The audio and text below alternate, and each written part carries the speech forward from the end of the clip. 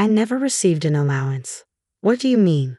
This bombshell dropped during a conversation with my father-in-law one day. I couldn't believe something like this was happening behind my back. My name is Emma, and I'm 29. I've been living with my husband John since we got married 4 years ago.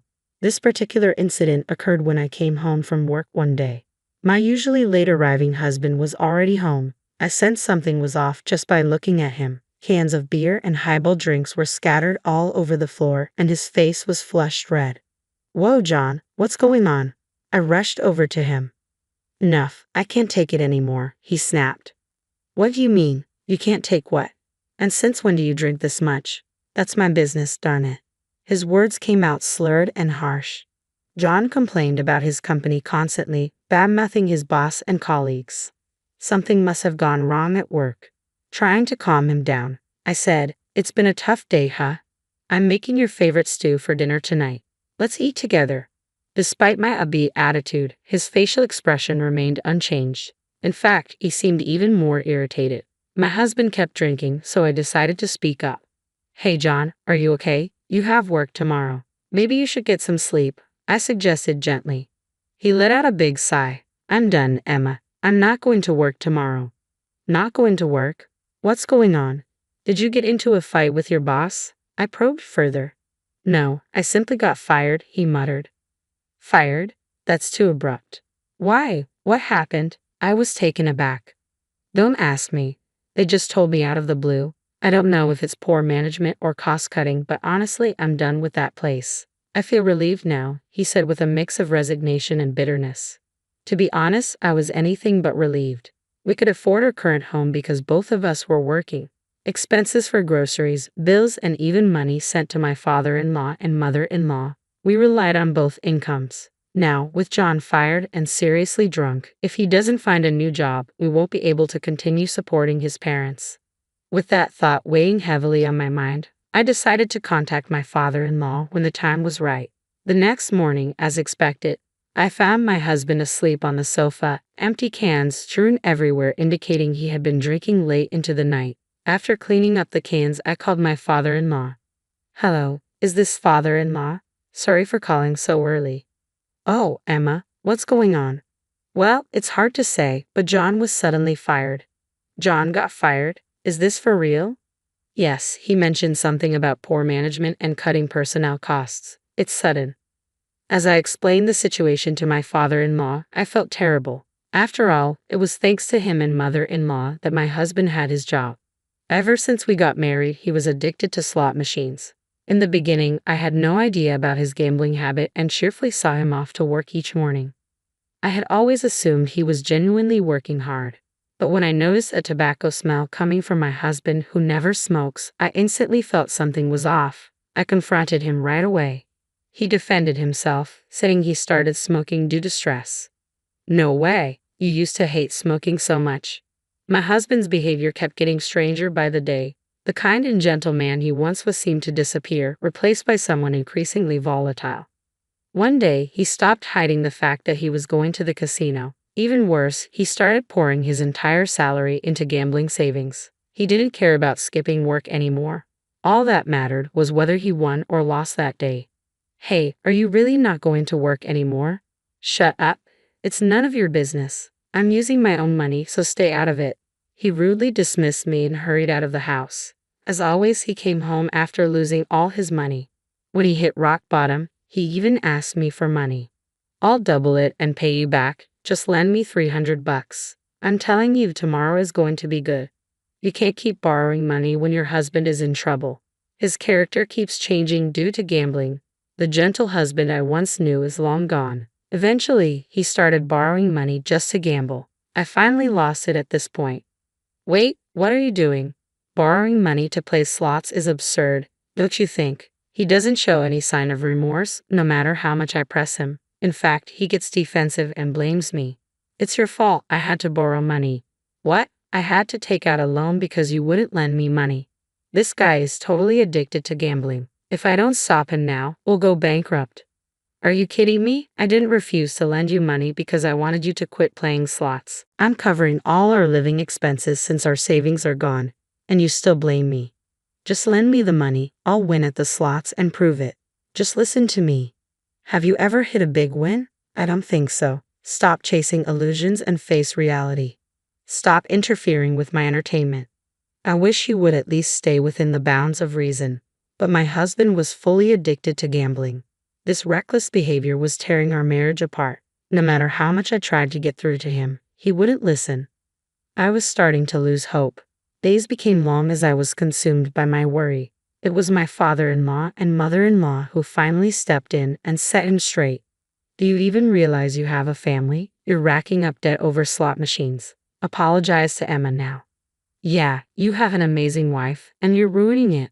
If you keep this up, she'll divorce you. Father-in-law and mother-in-law scolded him time and again, stressing the importance of marriage and family. Finally, he broke down and apologized. Emma, I'm really sorry. I swear no more slot machines. Please forgive me. Afterwards, my father-in-law said to me, Emma, what our son did is inexcusable. We've also put you through so much. If you can, please find it in your heart to forgive him just this once. Seeing the desperation in my in-law's apology, I decided to give my husband another chance. From there, it was father-in-law and mother-in-law who took on his debt and even helped him find a new job until he got his finances stable. They even sent us living expenses. It was thanks to father-in-law and mother-in-law that we could continue living as we had been. I was grateful from the bottom of my heart and sent them $500 every month to repay the favor. But now, if my husband loses his job, we won't be able to send them anything. I apologized to father-in-law over the phone. Father-in-law, I'm really sorry. I can't believe this is happening while I'm still here. Don't worry about it. It's the company's decision, right? You're not at fault. Father-in-law's kind words touched me deeply. However, I still had to break more difficult news. So, I'm really sorry, but I don't think we can continue sending money to you and mother-in-law anymore. Then father-in-law said in a puzzled tone, a remittance? I never received anything like that, you know. My mind went blank at father-in-law's response. You mean you didn't get the money I've been sending every month? The $500 we've been doing it consistently, haven't we? What are you talking about? I just checked with my wife, and she doesn't know anything about it either. That couldn't be right. I had been scrimping and saving. Last month, I put $500 in an envelope and gave it to my husband. The idea that it never reached father-in-law and mother-in-law. Emma, what's going on here? I don't know myself, but it's true that I've been giving my husband spending money every month to pass on to you. Father-in-law spoke up again after hearing my desperate plea. Emma, can I come over tonight? Let's keep this between us for now, okay? All right, I had definitely been giving my husband the $500. If it hadn't reached father-in-law and mother-in-law, there's only one explanation, my husband. I can't believe this. He must have been using the money for himself. Unforgivable. I'll make him confess everything, and he will face the consequences. An hour later, father-in-law and mother-in-law showed up at our house. When they walked into the living room, my husband looked surprised. Dad, Mom, what are you doing here? He was clearly rattled, and it was obvious he was hiding something. John, is there something you'd like to tell us? Father-in-law indirectly confronted him, but my husband pretended not to know. What are you talking about? Emma must be as confused as I am. Could you just leave? I couldn't take it anymore and yelled at my husband. Stop using me. Just tell the truth now. My husband looked at me with wide eyes. What are you talking about? Don't play dumb. What happened to the money I've been giving you to pass on to your father and mother? I've been giving it to you every month for the past 2 years. Where did it all go? It's not what you think, Emma. There's a reason for this. A reason? Do tell. Where did that money vanish to? Explain it in a way we'll understand. Go on. My husband's face turned increasingly pale, his earlier bravado gone. He couldn't say anything. Finally, realizing he couldn't lie his way out, my husband opened his mouth. I'm sorry. Actually, I've been using it on slot machines. What? Slot machines? You've got to be joking. It was the last thing I wanted to hear. Even after everything that happened in the past, he was gambling again. I can't believe this. You promised you'd never touch slots again. We decided to send money to your parents as a way to make amends for all the trouble you've caused them. What are you thinking? Tears spilled down my cheeks as I yelled at him. Was I the only one who thought we'd finally be able to give back to his parents? My vision blurred from the tears. His mother gently patted my back. Just to confirm, is it true that you got laid off due to company reasons? She'd asked. At his father's question, my husband visibly flinched. Yes, it's true, he admitted. John, if there's a time to correct the record, it's now. If we find out you're lying. His father's voice trailed off. Before his father could finish, my husband hurriedly apologized. I'm sorry. The truth is, I was fired due to my poor work performance. It wasn't due to company downsizing or cost cutting. I was speechless at my husband's words, completely dumbfounded. His father-in-law quickly pressed on. What do you mean by poor work attitude? What the heck have you been doing? Actually, they found out I've been skipping work to go to the casino, my husband confessed. This is hopeless, I thought. The moment I heard that, everything felt utterly ridiculous. I had forgiven his past and decided to start fresh to support each other. What was all my effort for? Are you kidding me? His dad exploded in anger. How many times do we have to say it? Grow up and act responsibly, especially when you have a family. And yet you pull this stupid stunt again. Beside me, his mom quietly wept. I couldn't even shed a tear. All I could do was look at my pathetic husband, who just kept apologizing. Facing the enraged father-in-law, my husband kept making excuses without end. But I'll do better at my next job, okay? It was just bad luck this time. That's it. Let's get a divorce. The words slipped out unconsciously. What? Emma, divorce? You're joking, right? My distraught husband looked at me. A joke? You think I'm joking in this situation? But isn't divorce a bit extreme for this? I exploded with pent-up anger. Do you even understand what you've done? It's no different than embezzlement. My voice quivered with anger. It's too late. You've betrayed us twice. I have no confidence in spending my life with someone like that. We're getting a divorce. I can't believe this, his dad, who had been watching, nodded in agreement. We don't consider you our son anymore. From now on, we cut our parental ties. What? Wait a minute, Emma. Mom, Dad, you're joking, right? Forgive me, please. My husband pleaded through his tears. Their minds were made up. There was no turning back. I had him fill out the divorce papers right there in front of his parents. Thank you for everything. Goodbye. With my packed bags and the divorce papers in hand, I left the apartment. Emma, wait. Let's talk this over one more time. I won't do it again. I promise. Wait for me, Emma. He screamed after me the entire time, but I never looked back. It seemed his parents had the same resolve. They moved far away right after this incident, making sure he couldn't rely on them anymore. I haven't kept tabs on him since. Rumor has it the debts from his gambling have piled up, and he's in a tight spot now, apparently scraping by and running away from creditors. Hearing about his predicament doesn't stir any feelings in me. It's all his own doing. On the other hand, I've been living a fulfilling life. I still maintain a good relationship with his parents. We even meet up for meals during my days off. Marrying him was a mistake, but meeting such wonderful in-laws has become a treasure for me. Going forward, I want to give back to them as much as I can. The sharp clatter of a dropped serving spoon echoed through my pristine kitchen as I watched my daughter Sophia's birthday cake tumble to the floor. 16 perfect roses, crafted from buttercream, now splattered across imported Italian tiles. I stood frozen, staring at the mess, my hands trembling. It wasn't just a cake, it was everything I'd been holding inside for years. My name is Daria, and I've spent the last 18 years of my life trying to be the perfect wife and mother in a family that never truly accepted me. Tonight was supposed to be different. Sophia's sweet 16 should have been my moment to prove myself to the Sheltons once and for all. Mama, don't cry. Sophia appeared in the doorway, her dark eyes, so like mine, filled with concern.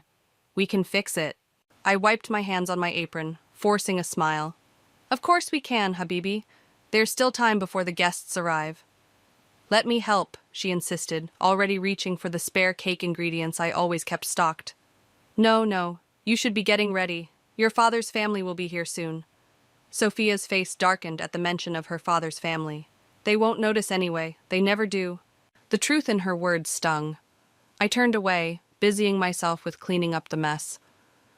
Through the kitchen window, I could see the elaborate tent setup in our backyard, white lights twinkling like stars. Everything had to be perfect. That's what Robert always said. Mrs. Shelton? Our housekeeper Anna appeared in the doorway. Mr. Robert is on the phone. He wants to know if everything is ready for his sister Paula's arrival. Of course he did. Paula, with her society connections and subtle sneers at my Moroccan heritage, always came first. Tell him yes, I replied, already cracking eggs for a new cake. Everything will be perfect. The next few hours passed in a blur of cooking and organizing. I'd prepared all of Sophia's favorites: pastilla with honey and almonds, herb-crusted lamb, and a selection of Mediterranean desserts that would make any chef proud. Not that Robert's family would appreciate the cultural touches. "Daria!" Robert's voice boomed through the house. "Paula and Morgan are here!" I quickly smoothed my hair and straightened my dress before heading to the foyer. Paula stood there in her designer outfit, air-kissing Robert's cheeks while Morgan hovered nearby, both of them pointedly ignoring the aromas wafting from my kitchen. "The tent looks lovely," Paula commented, speaking to Robert as if I weren't there. Though I would have used the caterer I recommended. "Daria insisted on cooking herself," Robert replied, his tone making it clear he agreed with his sister. I felt my cheeks burn but kept my smile fixed in place. "The food is ready whenever you'd like to begin." "Where's the birthday girl?" Morgan chirped, her voice syrupy sweet. As if on cue, Sophia descended the stairs, stunning in her new dress. My heart swelled with pride, and then immediately deflated as Paula rushed forward. "Oh, darling, you look just like a Shelton." She embraced Sophia, shooting me a triumphant look over my daughter's shoulder. The evening proceeded exactly as expected. I served course after course while Robert's family held court at the main table, barely acknowledging my presence. Sophia tried several times to include me in conversations, but Paula's loud interruptions and Morgan's strategic topic changes effectively kept me in my place, on the periphery. It wasn't until the guests began leaving that I found the note, tucked beneath my apron on the kitchen counter. Sophia's familiar handwriting made my heart catch. "Mama, I saw you tonight, really saw you. The way they treat you, the way Papa lets them. It's not right. You're so much more than they know. Remember how you used to tell me stories about your restaurant dreams back in Casablanca? How you wanted to share our culture through food? I miss that fire in your eyes. Please don't let them extinguish it completely. You deserve better than being their silent chef. I love you. Sophia." The paper trembled in my hands as tears finally spilled over. Through the window I could see Robert laughing with Paula and Morgan by their cars, probably sharing another joke at my expense. Sophia stood apart from them, her eyes fixed on the kitchen window where she knew I'd be watching. She raised her hand in a small wave, and in that gesture, I saw everything I'd been trying to protect her from. By staying quiet, by accepting my role as the family's convenient cook and silent wife, I'd taught my daughter that it was okay to be diminished. The note crumpled in my fist as something inside me shifted. The fire Sophia mentioned, it wasn't extinguished. It had been banked, waiting. And now, watching my daughter stand alone in solidarity with me, I felt it roar back to life. I smoothed out the paper, carefully folding it and tucking it into my pocket. Tomorrow would be different. Tomorrow I would remember who I was before I became Mrs. Shelton. Tomorrow they would learn that they'd underestimated the wrong woman.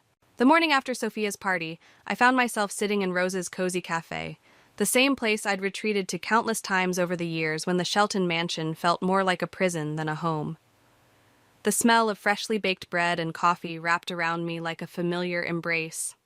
"You look like hell," Rose said, sliding into the booth across from me. Her chef's apron was dusted with flour, her gray-streaked hair escaping its bun. "Spill it." I pushed Sophia's note across the table. Rose read it, her expression darkening with each line. "That girl of yours," she said. "She sees everything, doesn't she? She shouldn't have to." I wrapped my hands around my coffee mug, seeking warmth. "When I first came to America, I had such dreams, Rose. My little restaurant in Casablanca was thriving. I thought marrying Robert meant I could dream bigger. Instead, you became their personal chef," Rose finished, her voice sharp with anger. "When was the last time you actually cooked for joy, Daria? Not for them, not for show, but for yourself?" The question hit me like a physical blow. "I can't remember." "Then it's been too damn long." Rose leaned forward, her eyes intense. Remember when you first started working here?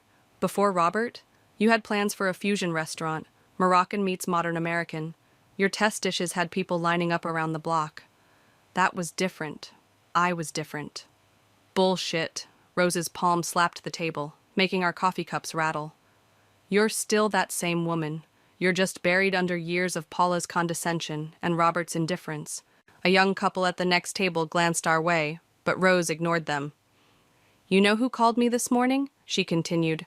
Brock Duncan. Remember him? That cocky kid you mentored in culinary school? I nodded. Brock had been talented but directionless until I'd taken him under my wing. He's looking to invest in a new restaurant. Says the market's perfect right now for something authentic, something with a story. Rose's eyes gleamed. He asked about you specifically. My heart skipped a beat. Rose, I can't what? Can't reclaim your life? Can't show your daughter what it means to stand up for yourself? She pulled out her phone, scrolling through messages. Brock's at that new coffee shop on 5th Street right now. He's got an hour before his next meeting. You already told him I'd come, didn't you? Rose's smile was unapologetic. Damn right I did. Now go wash your face, fix your hair, and remember who you were before you became Mrs. Shelton. 20 minutes later, I walked into the trendy coffee shop, spotting Brock immediately. He'd grown from that scruffy culinary student into a polished businessman, but his eyes lit up with the same enthusiasm when he saw me. Chef Daria! He stood, pulling me into a warm hug. God, how long has it been? Too long, I admitted, settling into the chair across from him. I heard about your daughter's party last night. Whole food scene was buzzing about your Bastilla. He leaned forward. That's actually why I wanted to talk to you. I've got this space opening up in the Arts District. Prime location, amazing bones, but it needs the right concept, the right story. I found myself leaning in too, caught by the excitement in his voice. Remember those fusion dishes you used to create? The way you balanced traditional Moroccan flavors with modern techniques? He pulled out a tablet, showing me pictures of a beautiful old building. Imagine that, but elevated. A place where culture meets innovation, where every dish tells a story. My story, I whispered, and something long dormant stirred in my chest. Exactly. Brock's grin widened.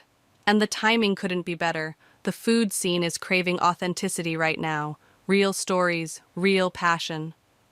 My phone buzzed. A text from Robert. Paula's coming for dinner. Make that lamb dish she likes. I stared at the message, feeling the familiar weight of expectations pressing down. But this time, instead of acquiescing, I thought of Sophia's note, of the fire she wanted to see in my eyes again. What exactly are you proposing? I asked Brock. He spent the next 30 minutes outlining his vision, or rather, my old vision, updated for today's market. With every word, every possibility he described, I felt more of my old self emerging. I'd need 3 months, I heard myself say, to develop the menu, train staff, get everything perfect. Brock's eyebrows shot up. Is that a yes? It's a maybe? I stood, straightening my shoulders. Send me the business proposal. All of it. Finances, timeline, everything. I need to know exactly what I'm getting into. He scrambled to his feet. You'll have it tonight. Walking back to my car, I felt lighter than I had in years. My phone buzzed again. Another text from Robert asking about dinner. This time I smiled as I typed my response. Making something new tonight. Time for a change. The fire Sophia mentioned? It wasn't just flickering anymore, it was blazing. What do you mean you're opening a restaurant? Robert's voice cut through our bedroom as I packed my overnight bag. We already discussed this years ago. The Shelton name can't be associated with... He waved his hand dismissively. Street food. I continued folding my clothes, each movement deliberate and calm. It's not street food, Robert. It's fine dining with cultural influences. And I'm not using the Shelton name. That made him pause. Excuse me? The restaurant will be called Casablanca Nights, under my name, Daria Amrani. The sound of my maiden name seemed to physically pain him. Have you lost your mind? What about your responsibilities here? Who's going to handle the dinner parties, the social events? You can hire a caterer, like Paula always wanted. I zipped up my bag. I'm taking 3 months to develop the menu and train staff. I'll stay at the guest house near the restaurant site. 3 months? Robert's face reddened. You can't just leave. Watch me. The door creaked open and Sophia stood there, school bag still over her shoulder. Her eyes darted between us, understanding dawning on her face. You're really doing it? She asked, a smile breaking across her features. You're opening your own place? Sophia, go to your room, Robert ordered.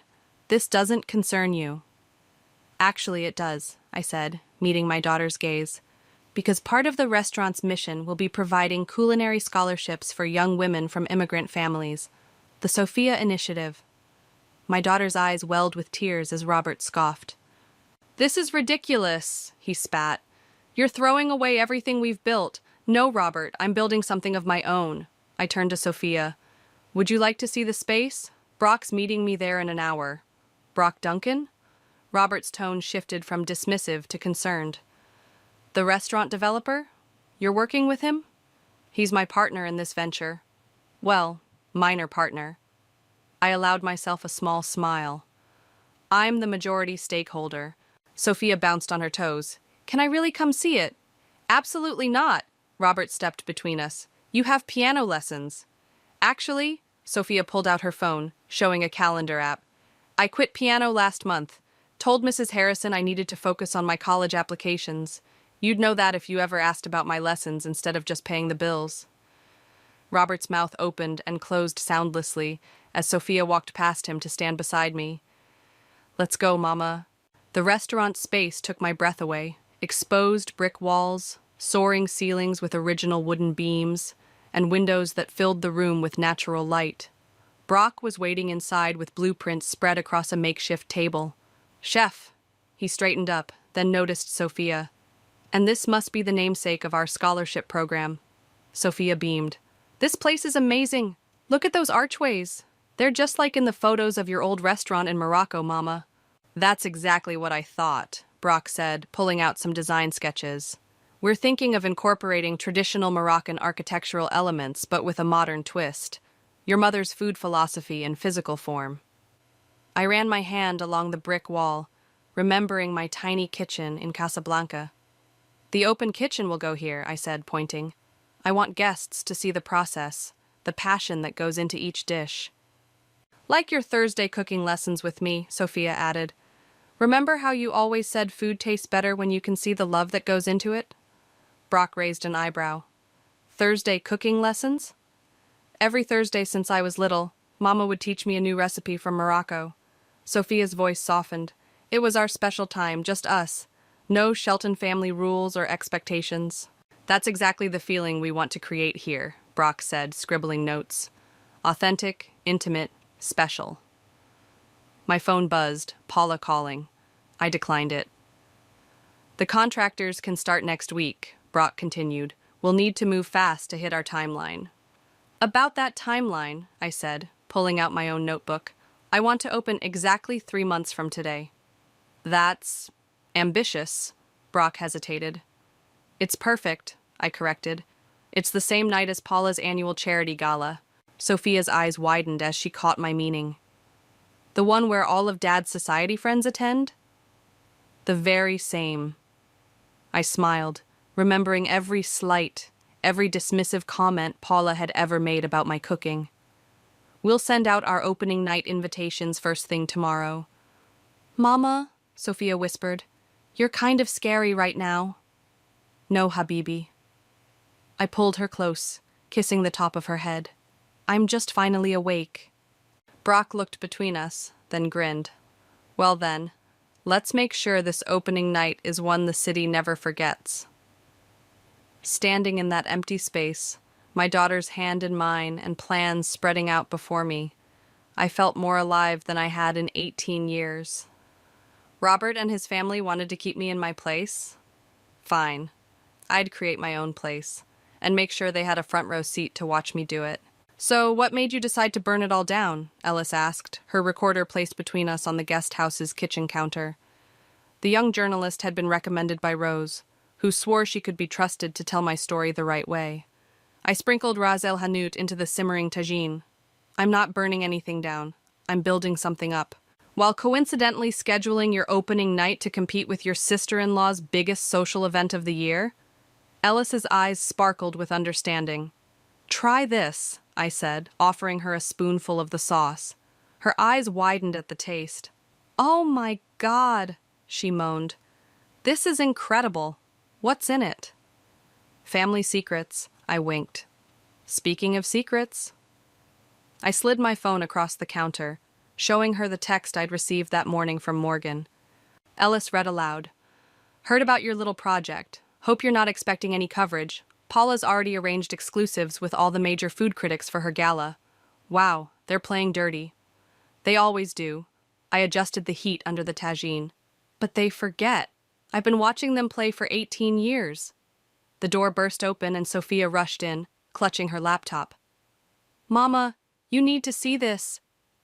She pulled up a social media post from Morgan, a photo of Paula meeting with James Porter, the city's most influential restaurant critic, with the caption, planning something special for the annual gala. Foodie heaven, exclusive access. They're trying to lock down all the media coverage, Sophia fumed. It's not fair. Ellis leaned forward, suddenly very interested. May I? She gestured to Sophia's laptop. After a few clicks, she smiled. James Porter, huh? Fun fact, he was my mentor at culinary school before I switched to journalism. He's always had a weakness for authentic cultural cuisine and interesting stories. I met her gaze. How interesting. Well, Ellis closed the laptop. What's more interesting than a talented chef reclaiming her heritage and creating opportunities for other immigrant women, all while certain society figures try to shut her down? Sophia bounced in her seat. Could you really help us get coverage? Better. Ellis pulled out her phone. I could help you get the right coverage, the kind that makes Paula's charity gala look exactly like what it is. Rich people patting themselves on the back while trying to suppress actual cultural innovation. A knock at the door interrupted us. Rose entered, looking troubled. We've got a problem. Morgan was just at the cafe meeting with some of your potential suppliers. She's trying to convince them to back out of their contracts with you. My hands stilled over the tagine.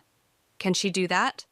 She's offering them exclusive contracts with all of Paula's charity events. Year-round business versus just your restaurant. Rose's face hardened. Some of them are considering it. Then we'll find new suppliers, I said, but my voice wavered. No. Sophia stood up, determination blazing in her eyes. We'll do better than that. Ellis, can you come with me? I have an idea. They disappeared for hours. When they returned, Sophia was practically glowing. Remember Mrs. Patel from my school? She asked. The one who always brings those amazing samosas to Cultural Day? Her family owns 3 international food markets in the city. And Mr. Ramirez from the community center? His brother runs a wholesale produce company. Ellis picked up the thread. We spent the afternoon meeting with immigrant business owners who've dealt with similar tactics from bigger competitors. They're not just willing to supply Casablanca nights, they want to be part of the story. What story? I asked. The story of how a group of immigrant entrepreneurs came together to support one of their own against... Ellis checked her notes with a grin. What Mrs. Patel called country club colonizers trying to control the city's food scene. Rose let out a low whistle. Paula's not going to like that narrative. No, I agreed, a slow smile spreading across my face. She's not.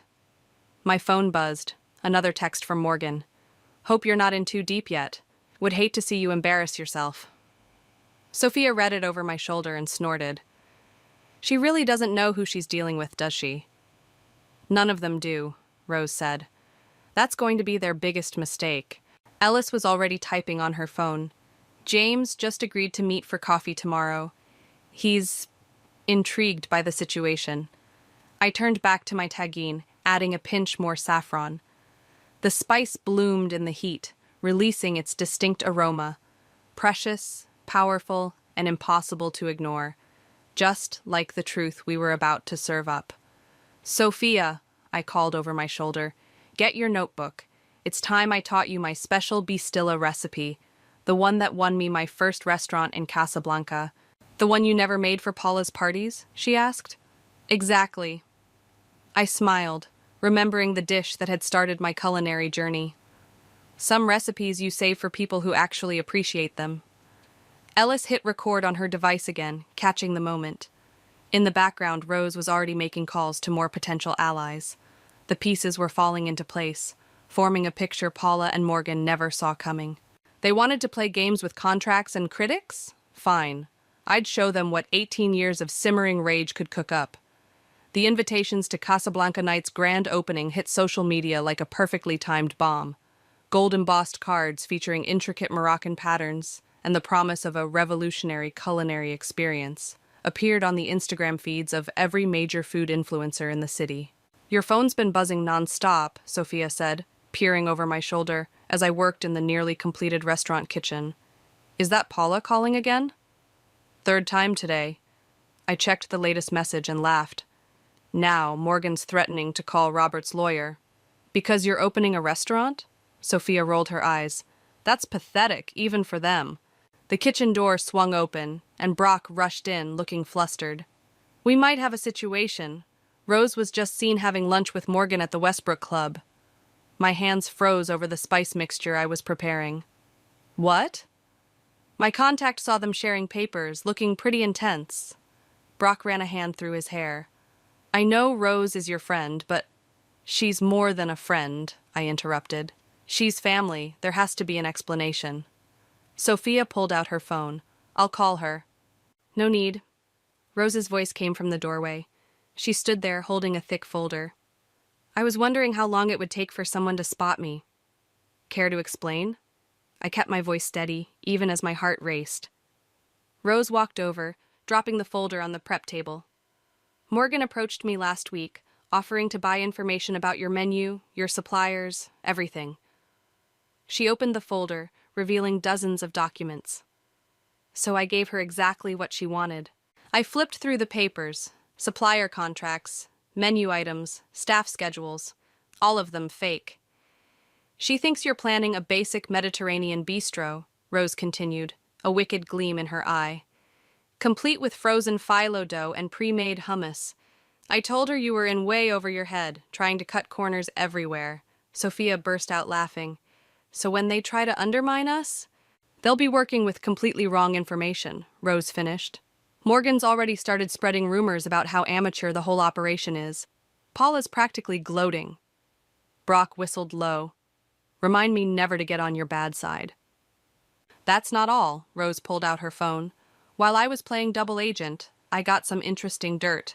Turns out Paula's been inflating the donation numbers from her charity galas for years, taking credit for contributions that never made it to the actual charities." My eyes widened. "Can you prove it?"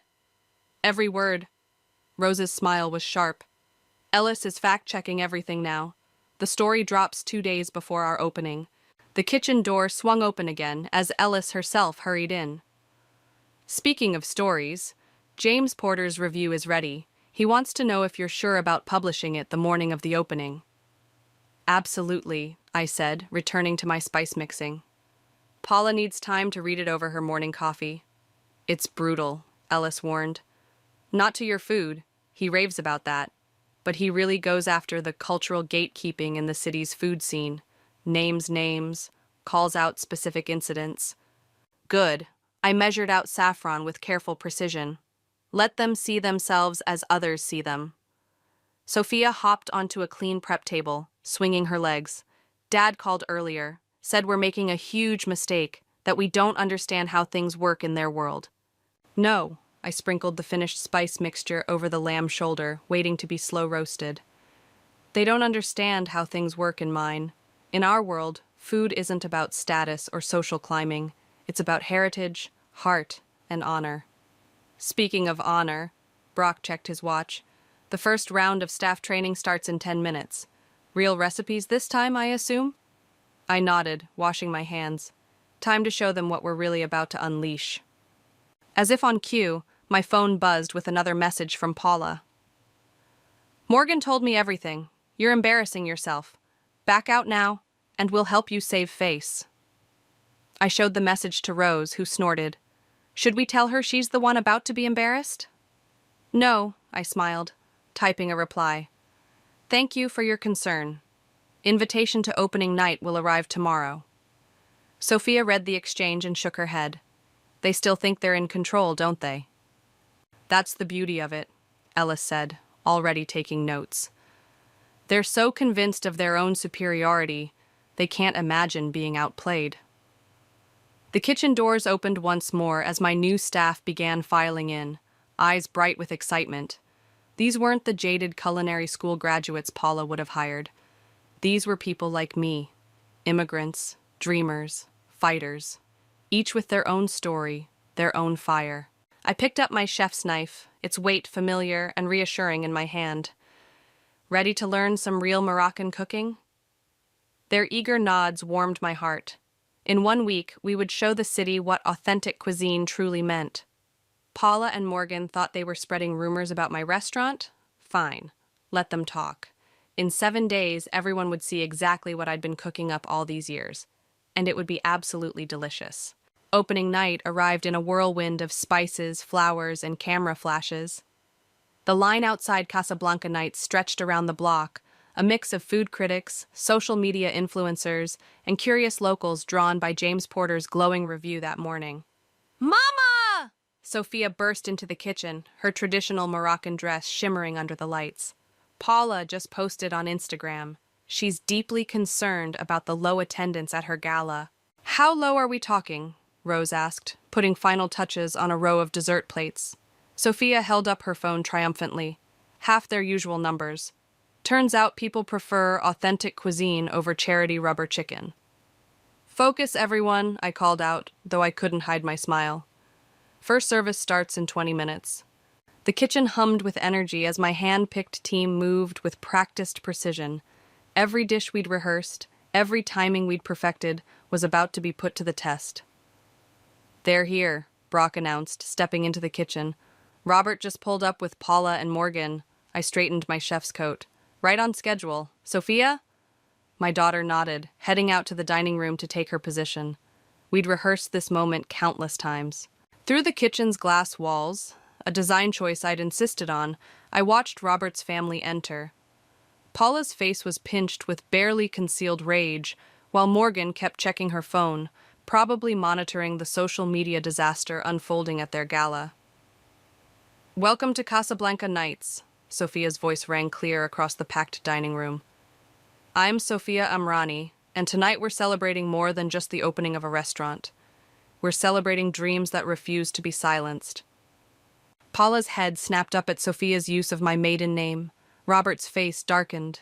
As many of you know, Sophia continued, my mother came to this country with nothing but her talent and determination. Tonight, she's using that same determination to help other immigrant women chase their culinary dreams. Ellis, positioned strategically with her camera, captured every reaction as Sophia unveiled the scholarship program. The Sophia Initiative will provide full culinary school scholarships to 5 immigrant women each year, along with guaranteed apprenticeships here at Casablanca Nights. Applause erupted through the dining room. Paula tried to interrupt, but her voice was drowned out by the cheering. And now, Sophia's eyes found mine through the kitchen glass. Please welcome my mother, Chef Daria Amrani. I stepped out into the dining room to thunderous applause. Robert started to stand, but Morgan grabbed his arm, whispering frantically. Thank you all for coming tonight, I said, my voice steady and clear. Especially my husband's family who've provided such inspiration over the years. Paula's face went from red to purple as scattered laughter rippled through the crowd. Tonight's menu tells a story, I continued. Each dish represents a piece of my journey, from my first restaurant in Casablanca to this moment right here. But more importantly, each dish represents the future we're building. A future where talent and passion speak louder than social connections. More applause. James Porter, seated front and center, nodded approvingly. And so, I smiled directly at Paula, I'd like to dedicate this opening night to everyone who's ever been told to stay in their place. Your place is wherever you choose to make it. The first courses began flowing from the kitchen. I watched with satisfaction as even Paula couldn't hide her reaction to the Bastilla, the very recipe she'd dismissed as street food years ago, now elevated to an art form. This is incredible, I heard Morgan whisper, then catch herself as Paula shot her a venomous look. Sophia appeared at my side.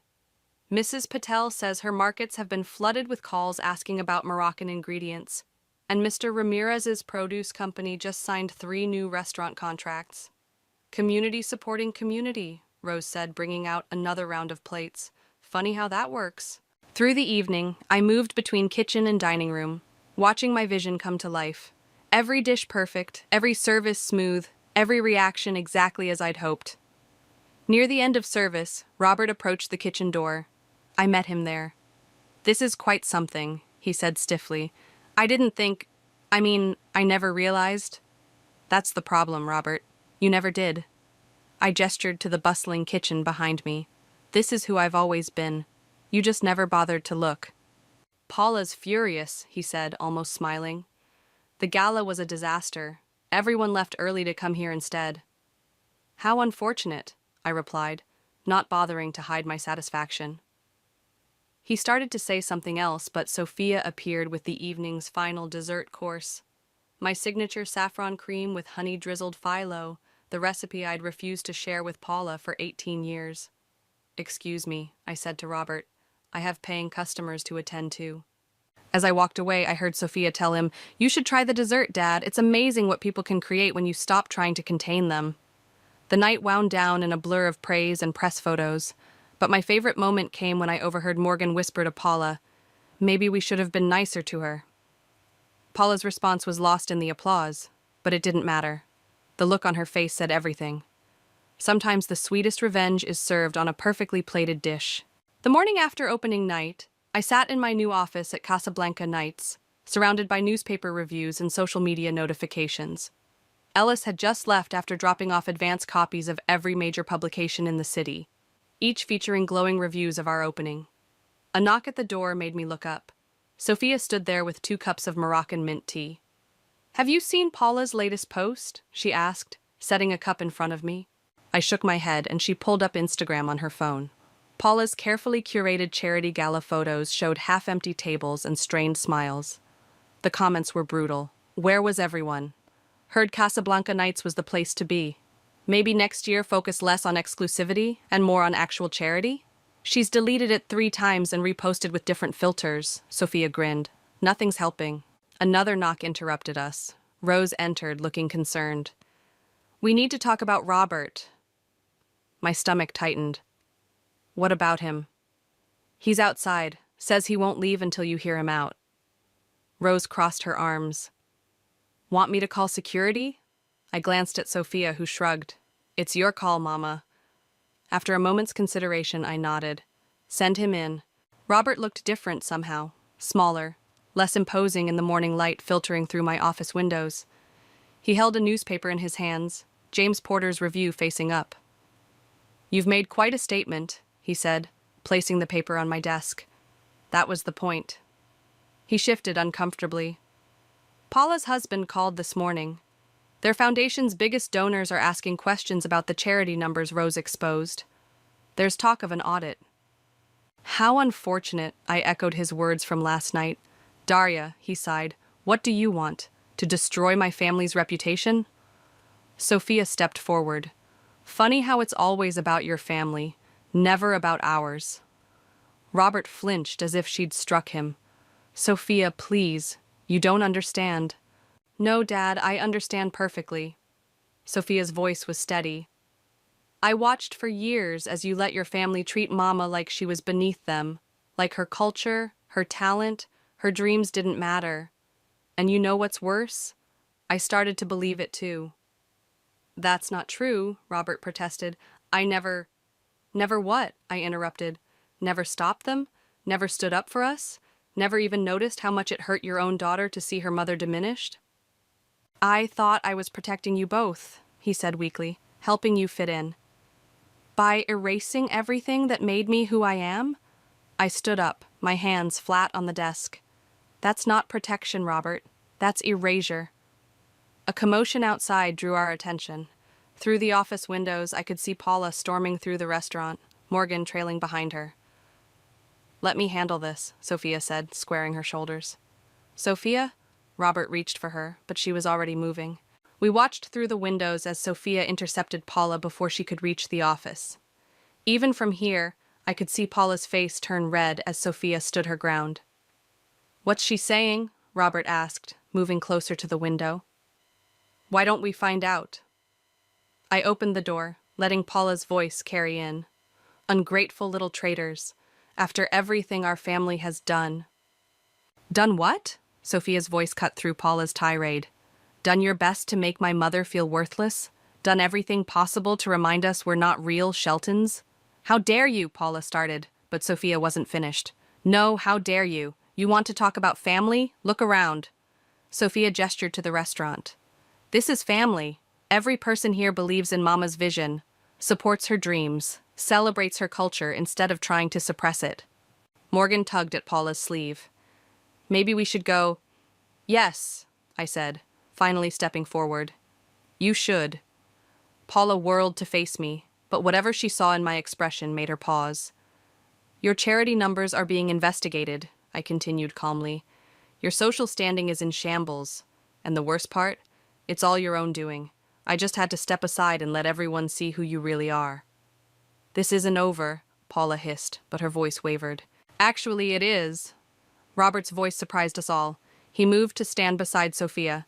"Enough, Paula. You've done enough damage." Paula's mouth fell open. Even Morgan looked shocked. But she's ruining everything," Paula sputtered. "No," Robert said quietly. "We did that ourselves, all of us." The silence that followed was deafening. Finally, Morgan grabbed Paula's arm. "Come on, we're leaving." As they retreated, Robert turned to me. "I know it's too late to fix everything, but—" "You're right," I cut him off. "It is too late, but it's not too late to start over, as equals this time."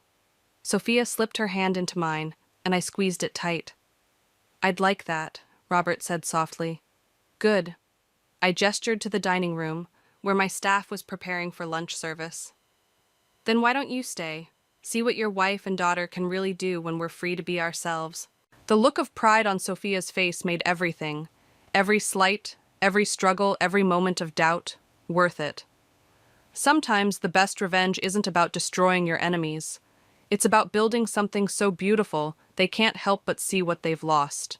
The autumn breeze carried the scent of saffron and roses through Casablanca night's open doors as I watched Sophia adjust her chef's coat in the kitchen mirror. Her hands trembled slightly as she straightened the embroidered name. Sophia Amrani, sous chef. "Ready?" I asked, though I already knew the answer. She'd been ready for this moment since she was 16. Almost? She pulled an envelope from her pocket. "Remember this?" I recognized her note from that fateful birthday party instantly. The paper was worn now, creased from countless readings. "I keep it in my wallet," I admitted, "to remind me. I have something new to add to it." She handed me a fresh piece of paper. "I wrote it this morning." The door opened before I could read it. Ellis poked her head in, camera ready. "They're here. First group of scholarship recipients just arrived." Sophia bounced on her toes. "How many applications did we end up with?" "Over 300, Rose answered, entering with a stack of prep lists. "For 5 spots. Though after that piece Ellis wrote about the program, we got enough donations to fund 5 more. 10 dreams coming true," I smiled, tucking Sophia's new note into my pocket for later. "Let's go meet them." We walked into the dining room together, where 10 young women stood nervously in a cluster. Their faces reminded me of my own arrival in America, that mix of hope and uncertainty, determination and fear. "Welcome to your new home," I began, but a commotion at the door interrupted me. Robert entered, followed by Paula. My body tensed automatically, but something was different. Paula's usual pristine appearance was slightly disheveled, her eyes red-rimmed. "I'm sorry we're late," Robert said quietly. "Paula has something she'd like to say." The room fell silent as Paula stepped forward. She clutched a newspaper, the morning's edition featuring a story about her foundation's audit and subsequent restructuring. She faltered, then straightened her shoulders. "I came to offer something. After the audit, after everything. I've been doing a lot of thinking. About family, about pride. about the difference between maintaining appearances and maintaining values. She turned to face the scholarship recipients. My foundation has been reorganized. New board, new mission. We'd like to partner with the Sophia Initiative. Match the scholarships, double the impact. Sophia's hand found mine as whispers rippled through the room. Why? I asked simply. Because you were right, Paula's voice cracked. About everything. About what really matters. About what family should mean. She met my eyes directly. I spent so long trying to keep people out that I forgot why we built these institutions in the first place. It's not that simple, I said. Trust takes time. I know, Paula nodded. I'm not asking for forgiveness. I'm asking for a chance to do better, to be better. I looked at Sophia, seeing the same cautious hope in her eyes that I felt. We'll need to discuss the details. Set clear terms. Of course. Paula reached into her bag, pulling out a folder. I brought a proposal, reviewed by Robert's new lawyers. Complete transparency, joint oversight. Rose took the folder, already scanning the contents with sharp eyes. I'll look this over carefully.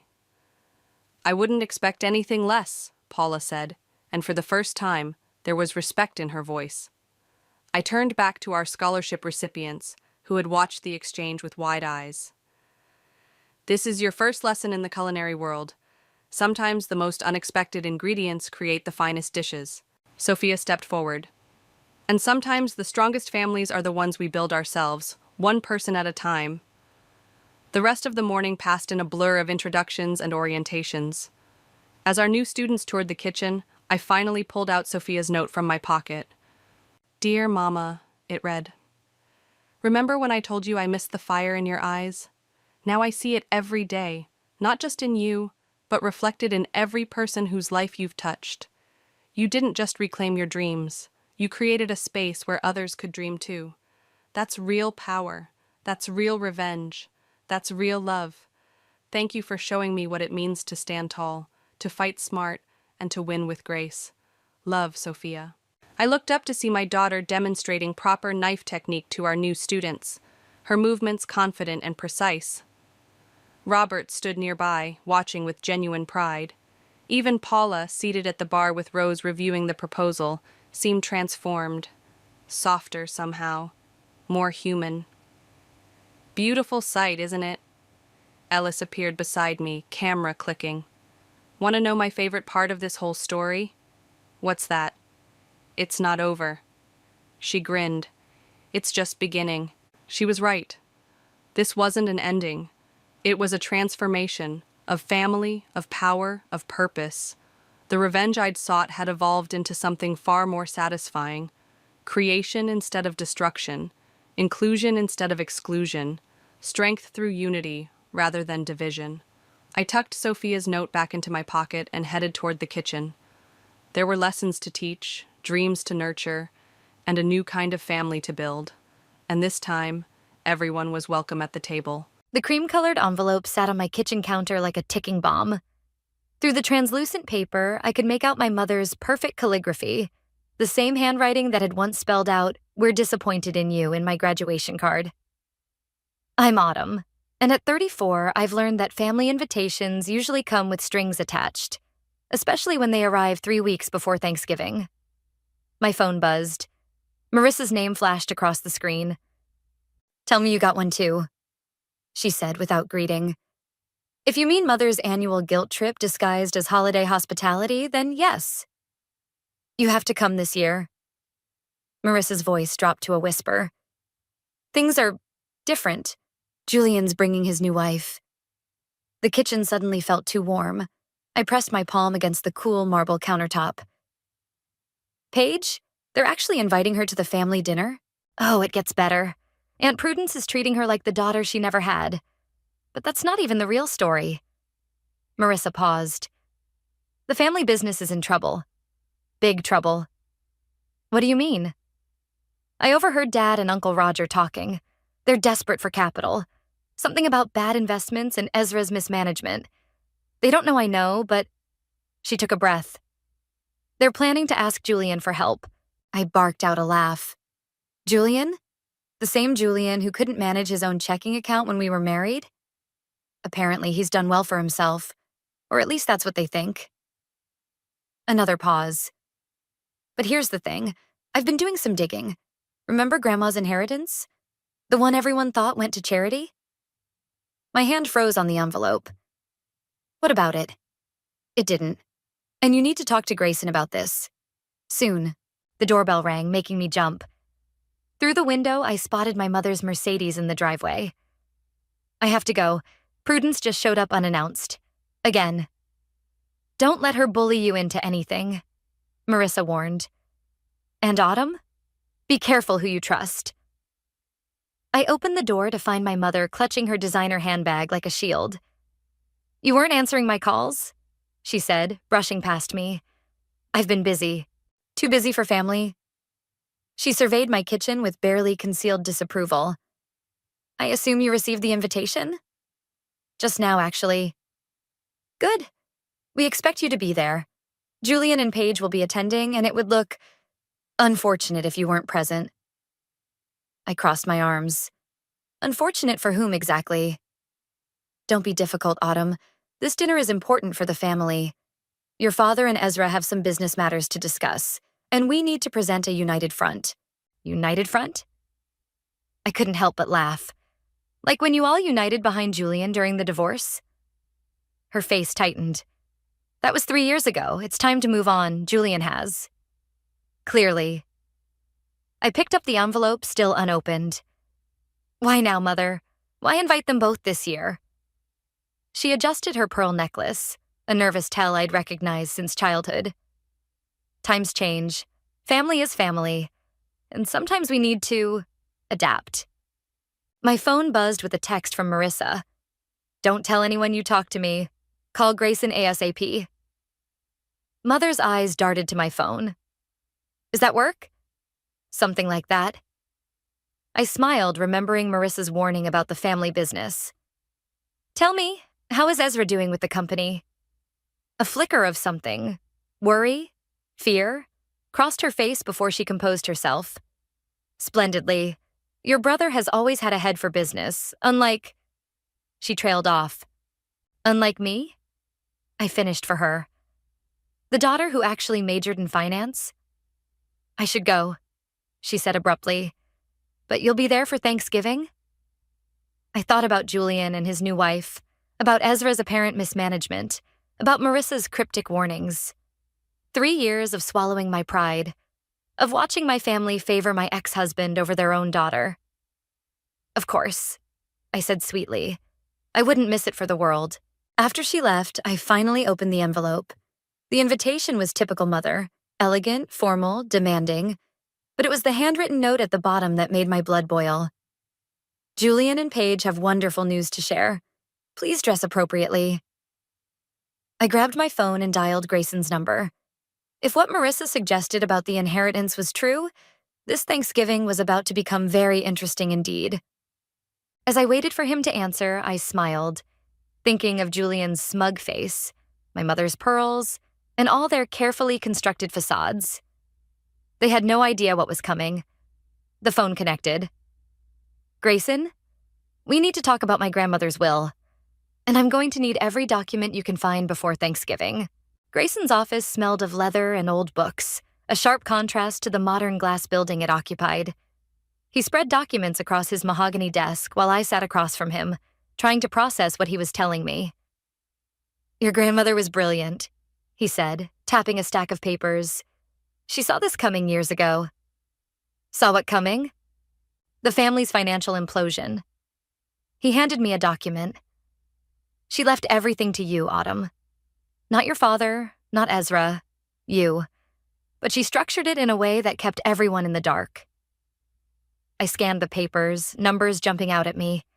My hands started shaking. This can't be right. These figures are very real. Grayson leaned forward. You own controlling interest in the family business through a series of shell companies. Your father and Ezra have been essentially working for you for the past 5 years without knowing it. A knock at the door interrupted us. His secretary poked her head in. Mr. Kelly, your next appointment is here. Give us 15 minutes, Sarah. He turned back to me. There's more. I received this yesterday. He slid an envelope across the desk. Inside was a letter, the handwriting unfamiliar. Julian's new marriage isn't what it seems, I read aloud. Paige Douglas has a history of targeting wealthy men during financial crises. Ask about her time in Boston. I had my investigator look into it, Grayson said. Paige has been married twice before, both times to men facing bankruptcy. Both times she walked away with substantial settlements. My phone buzzed. Another text from Marissa. Ezra's drinking at McCabe's. He's talking too much. Get here now. I have to go. I stood up. But first, what do I need to do to take control? Grayson pulled out another document. Sign here. Once filed, you'll have full voting rights. But Autumn... He caught my arm. Be careful. This kind of power shift can tear families apart. They already did that, I said, signing the paper. 3 years ago, when they chose Julian over me, 20 minutes later, I walked into McCabe's. The bar was nearly empty at 2 p.m., except for Ezra slumped over the counter and Marissa watching him from a corner booth. He's been here since lunch, she whispered as I sat down. Keeps talking about some deal going bad. Ezra looked up, his tie loose around his neck. Little sister, come have a drink with your failure of a brother. I slid onto the stool next to him. Rough day? Rough year. He laughed bitterly. You know what's funny? Dad always said I was the smart one, the responsible one. Now look at me.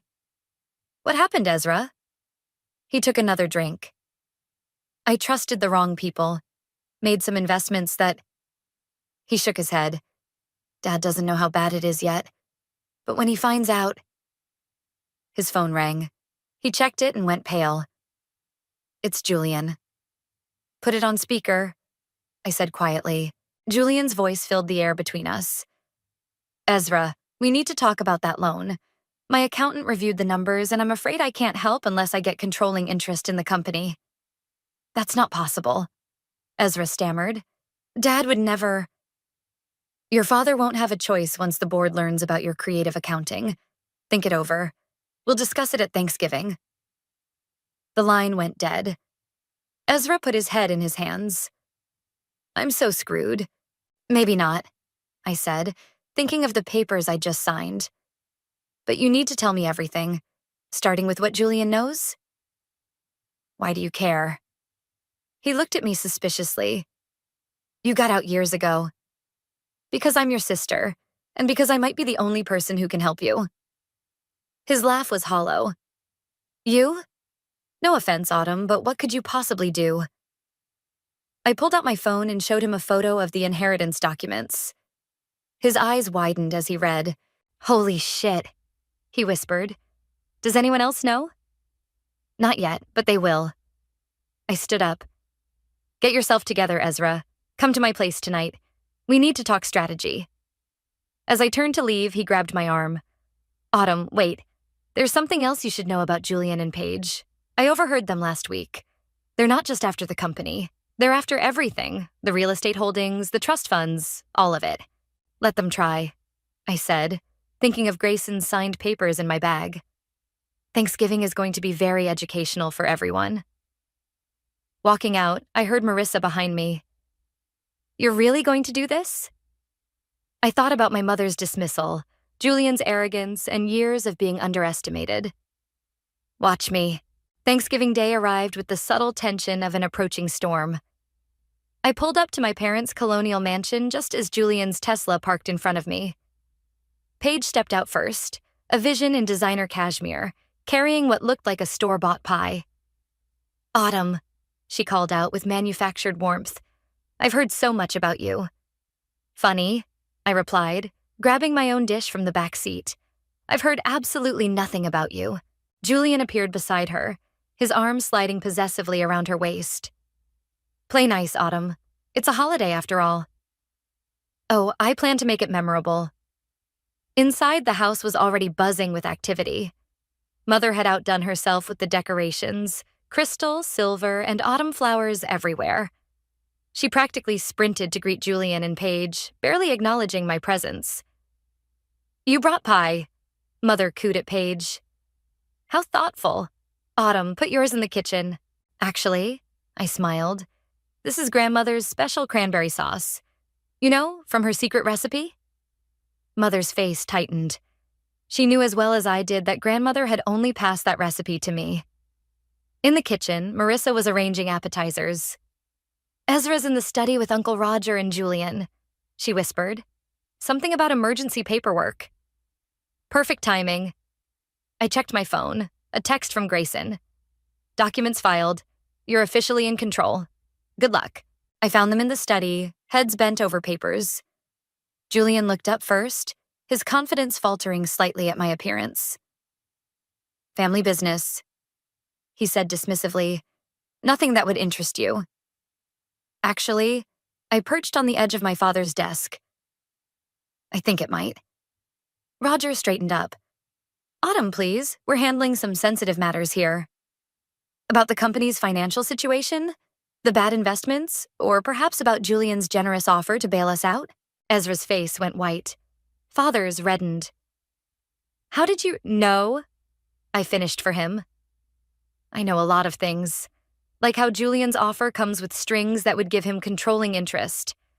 And how Ezra's been cooking the books to hide his mistakes. That's enough. Father slammed his hand on the desk. This doesn't concern you. Dinner's ready. Mother's voice carried from the dining room, cutting through the tension. The dining room was a Norman Rockwell painting come to life. If Norman Rockwell painted passive-aggressive family dynamics, Mother had seated Paige in my usual spot, next to her. I took my assigned seat between Ezra and Marissa.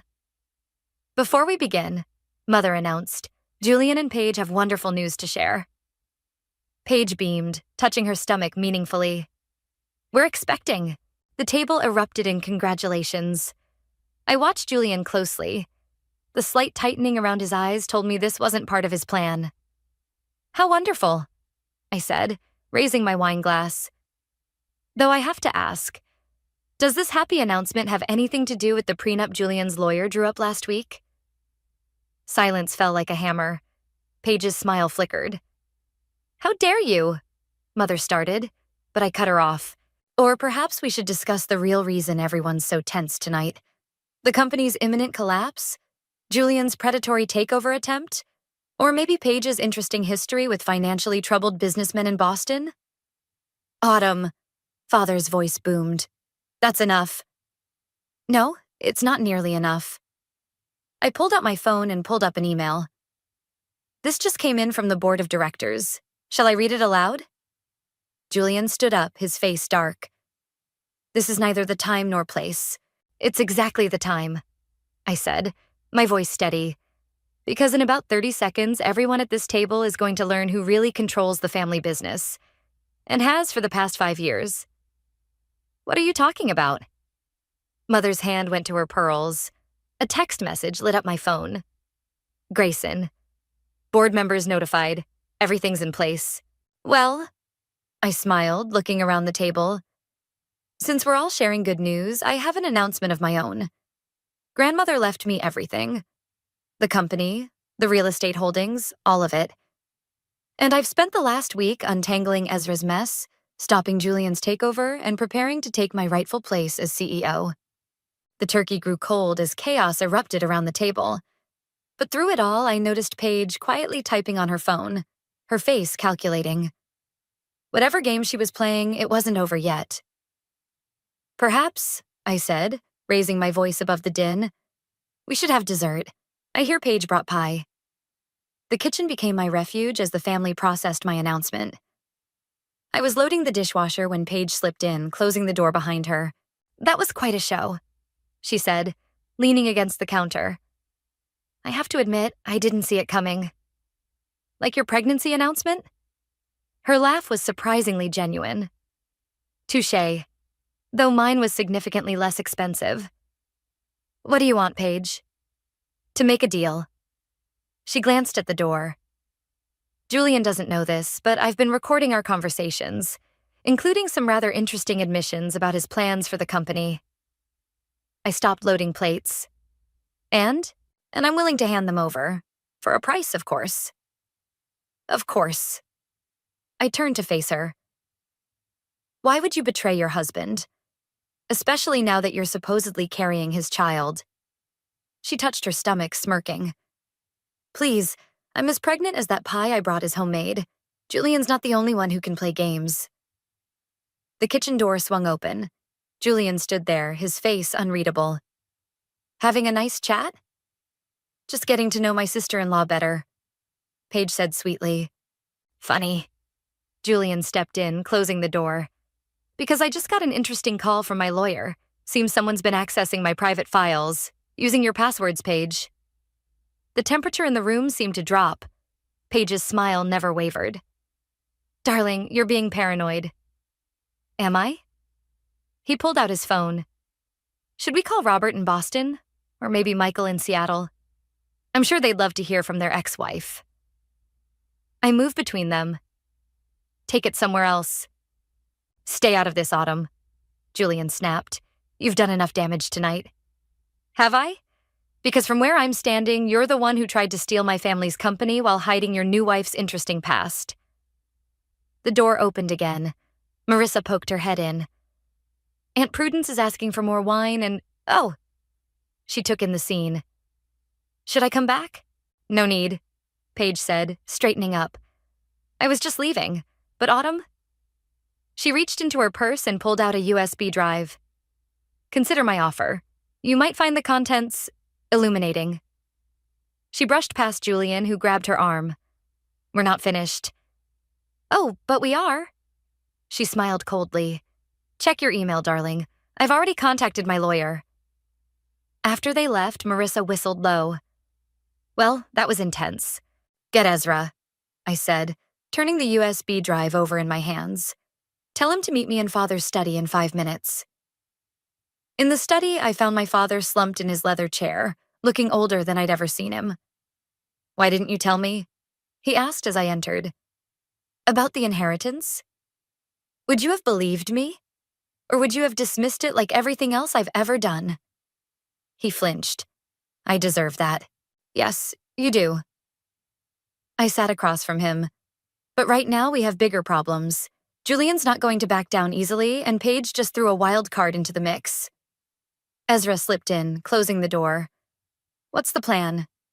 I held up the USB drive. First, we find out what's on this. Then we... A crash from the dining room interrupted us, followed by raised voices. We rushed out to find Julian and Paige in a full-blown argument, Mother trying desperately to maintain decorum. You think I didn't know about the offshore accounts? Paige was saying, her voice carrying. About the money you've been hiding from your own family? Julian lunged for her purse, but she was faster. Paper spilled across the turkey, gravy seeping into what looked like bank statements. Enough, I shouted. Everyone froze. Mother, I suggest you break out the good scotch. Marissa, get Grayson on the phone. Father, secure the doors. No one leaves until we sort this out. You can't keep us here, Julian protested. Actually, I can. This is my house now. Or did you forget that part of Grandmother's will? I picked up one of the soaked documents. Now, let's talk about these accounts, Julian. And maybe you can explain why you've been embezzling from the company while trying to take it over. Paige laughed, a sharp, victorious sound. Oh, he won't tell you.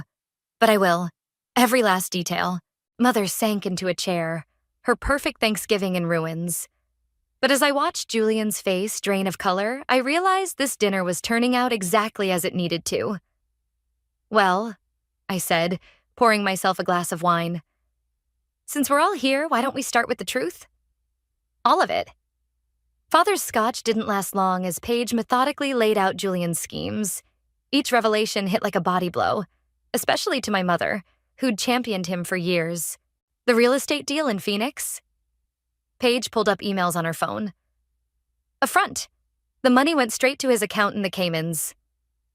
That's a lie, Julian snarled, but his face had gone ashen. Is it?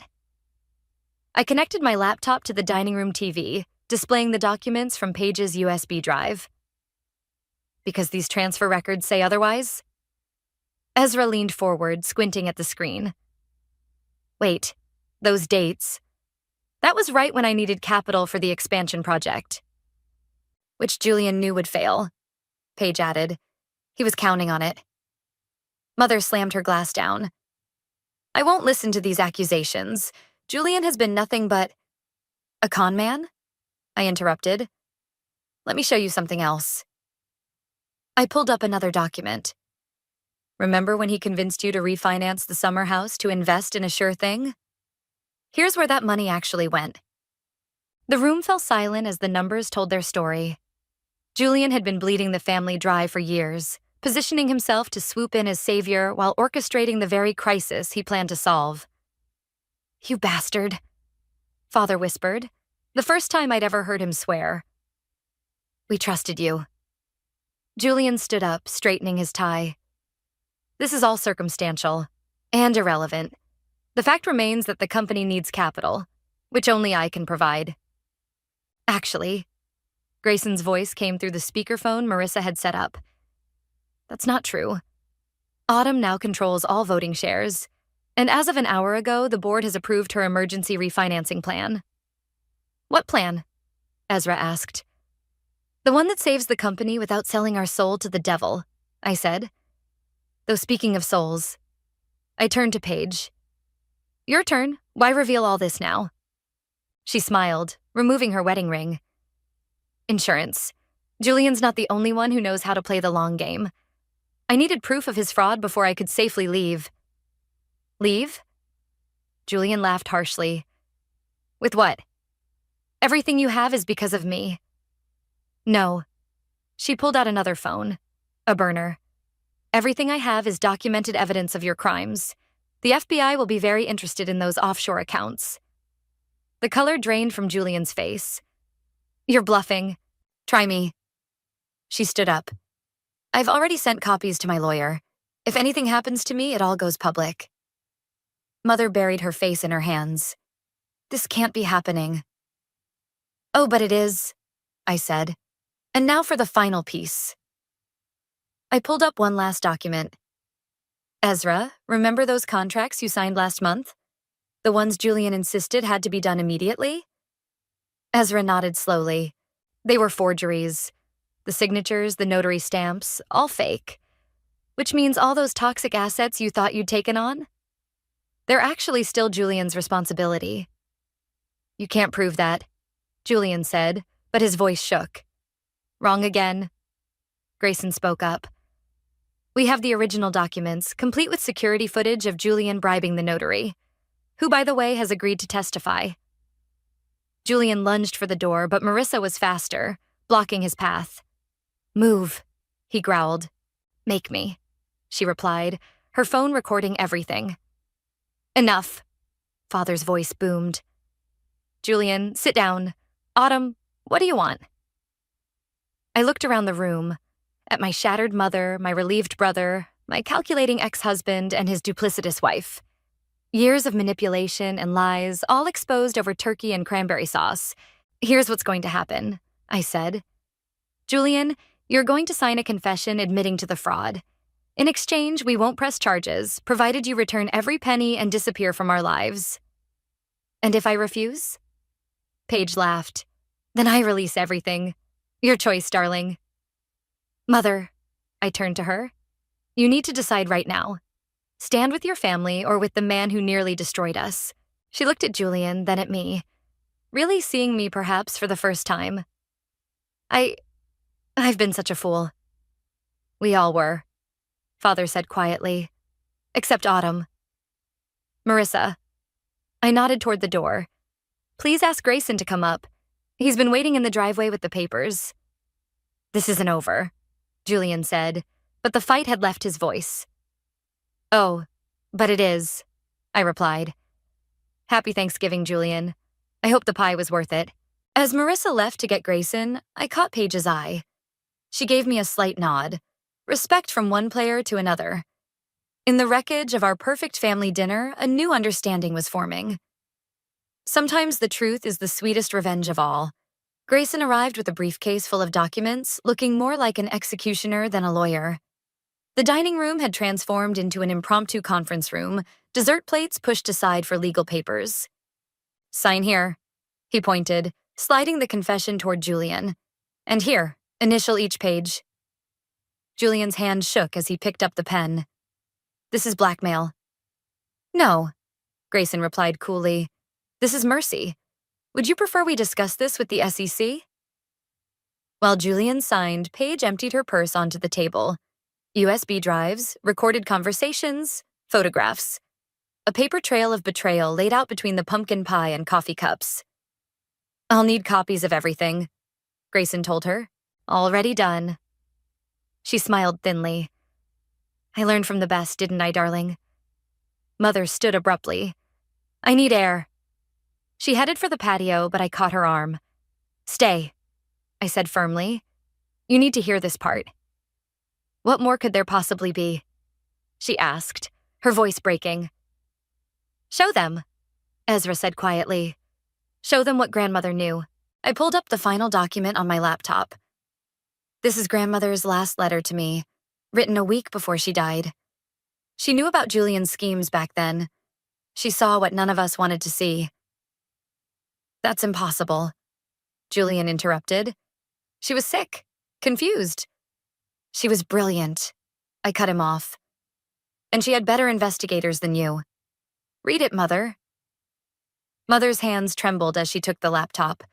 Her face crumpled as she read aloud. My dearest Autumn, I'm leaving everything to you because you alone have the strength to protect this family, even from itself. Julian has been embezzling for years, using Roger's trust and Prudence's blindness. They won't believe you if you tell them now. They'll need to learn the hard way, but when they do, be merciful. Family is all we truly have in the end. She knew, Father whispered, all this time. And she trusted me to fix it, I said. Which is exactly what I'm doing. Grayson gathered the signed documents. Everything appears to be in order. Julian, you have 48 hours to initiate the transfers. After that? I know, Julian snapped. He stood up, straightening his jacket with whatever dignity he had left. I suppose you're all very proud of yourselves. Proud? I laughed. No, but satisfied? Absolutely. I'll see myself out. He headed for the door, then turned back. Coming, Paige? She twirled her wedding ring on the table. I'll be filing for divorce in the morning. My lawyer will be in touch. After Julian left, the tension in the room shifted. Mother looked lost. Father appeared decades older, and Ezra couldn't stop staring at the evidence of his near downfall. What happens now? Marissa asked, breaking the silence. Now, I said. We rebuild. Ezra, you'll remain as COO, but with oversight. Father, you can keep your position as chairman, but all major decisions go through me. Mother. Yes? She looked up, tears in her eyes. You need to decide if you can accept me as I am. Not as the daughter you wished for, but as the woman grandmother knew I could be. She crossed the room and, for the first time in years, hugged me. I've been so wrong. About everything. Paige stood up, gathering her things. Well, this has been enlightening. Autumn, I assume our deal stands? As long as those records remain sealed, you'll receive the agreed-upon settlement. Perfect. She headed for the door, then paused. For what it's worth, he underestimated you from the start. That was his biggest mistake. After she left, Grayson started packing up his briefcase. I'll file everything first thing tomorrow. Autumn, do you need a ride home? Actually, I looked around at my shattered but surviving family. I think I'll stay. We have a lot to discuss. And pie to eat, Marissa added, trying to lighten the mood. Though maybe not Paige's. Father managed a weak laugh. I could use another drink. As everyone settled back around the table, Mother squeezed my hand. Your grandmother would be proud. I know, I said, thinking of her letter. But the real test isn't exposing the truth. It's what we do with it now. Ezra raised his glass. To new beginnings? To family, I corrected. The real kind. The kind that faces truth together. As we clinked glasses, I caught Grayson watching me with something more than professional interest. Maybe, I thought, there would be more than one new beginning coming from this night of revelations. The next morning, I arrived at the company headquarters before sunrise. The security guard did a double take. He'd never seen a member of the family this early. But everything was about to change. Ezra was already waiting in the conference room, nursing a coffee and looking surprisingly sober. "Couldn't sleep either?" he asked as I sat down. "Too much to do." I spread out the transition documents Grayson had prepared. "The board meets in 2 hours. Are you ready?" To admit I nearly tanked the company? Not really. To help me fix it, I corrected. The elevator dinged and Father walked in, followed by Grayson. Both carried thick folders. "Julian's lawyers have been calling since dawn," Grayson announced. "They're threatening litigation." "Let them," I replied. "We have everything documented." Father cleared his throat. "The board members are arriving early. They want answers. Then let's give them some." I stood up as the first board members filed in, their faces a mix of concern and curiosity. "Ladies and gentlemen," I began, but was interrupted by a commotion outside. Julian burst through the door, his usual polish replaced by desperate anger. "This meeting is illegal. I'm filing an injunction." "Sit down," I commanded, surprising myself with the authority in my voice. "You're still a shareholder, so you have the right to be here. But interrupt again and security will remove you." The board members murmured, watching the power dynamics shift in real time. "As I was saying," I continued, "you've all received evidence of systematic fraud within our company. What you haven't seen yet is our path forward." I clicked through a presentation laying out the recovery plan. With each slide, the tension in the room shifted from anxiety to cautious optimism. "The offshore accounts will be repatriated," I explained. "Ezra has already begun unwinding the toxic investments. And our new compliance protocols?" "This is ridiculous." Julian stood again. "She has no experience. I have an MBA from Wharton." I cut him off. "And unlike you, I actually earned it. Mr. Rodriguez, would you like to share the audit findings?" The head of accounting stood up. "We've confirmed Ms. Autumn's allegations. The fraud extends back 3 years, primarily through..." As he detailed Julian's schemes, I watched my ex-husband shrink in his chair. The board members' expressions hardened with each revelation. My phone buzzed. A text from Marissa. "Mother's here, with Paige." Moments later, they both walked in. Mother looked like she hadn't slept, but her head was high. Paige carried a laptop. "Sorry to interrupt," Paige said smoothly. "But I thought the board might want to see this." She connected her laptop to the projector. Julian's private emails about the takeover plan, including some interesting conversations with certain board members. 2 of the older board members suddenly looked ill. "That won't be necessary," I said. "Those board members have already offered their resignations. Haven't you, gentlemen?" They nodded stiffly, gathering their things. "You can't do this." Julian tried one last time. "The shareholders have already been notified," Grayson interrupted. "The SEC too. Face it, Julian. It's over." The vote was unanimous. Within an hour, I was officially CEO, Ezra was confirmed as COO, and Julian was escorted from the building. One last thing. I addressed the remaining board members. This company was built on family values, real ones. We lost sight of that, but never again. Every decision we make from now on will reflect that commitment. After the meeting, Mother approached my new office.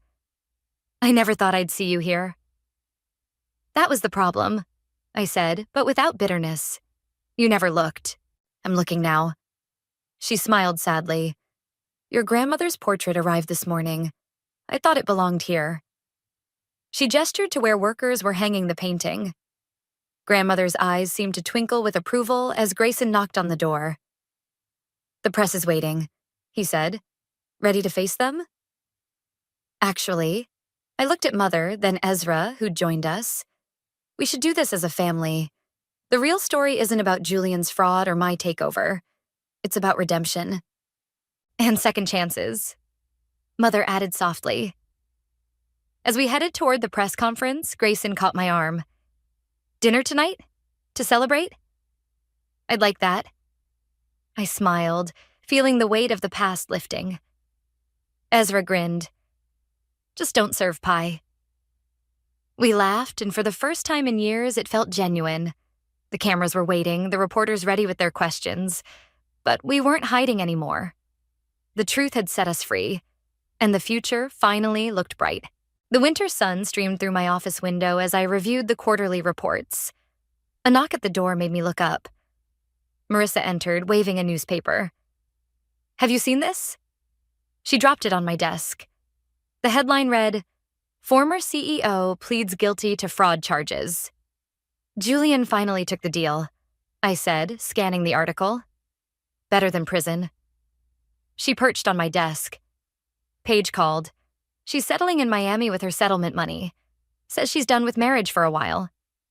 My phone buzzed. Ezra was calling from the factory floor. I put him on speaker. "The new production line is up and running," he reported. "Workers love the profit-sharing program. We're already seeing increased efficiency." "Good. How's the community outreach going?" "Amazing. The scholarship program has 15 applicants already.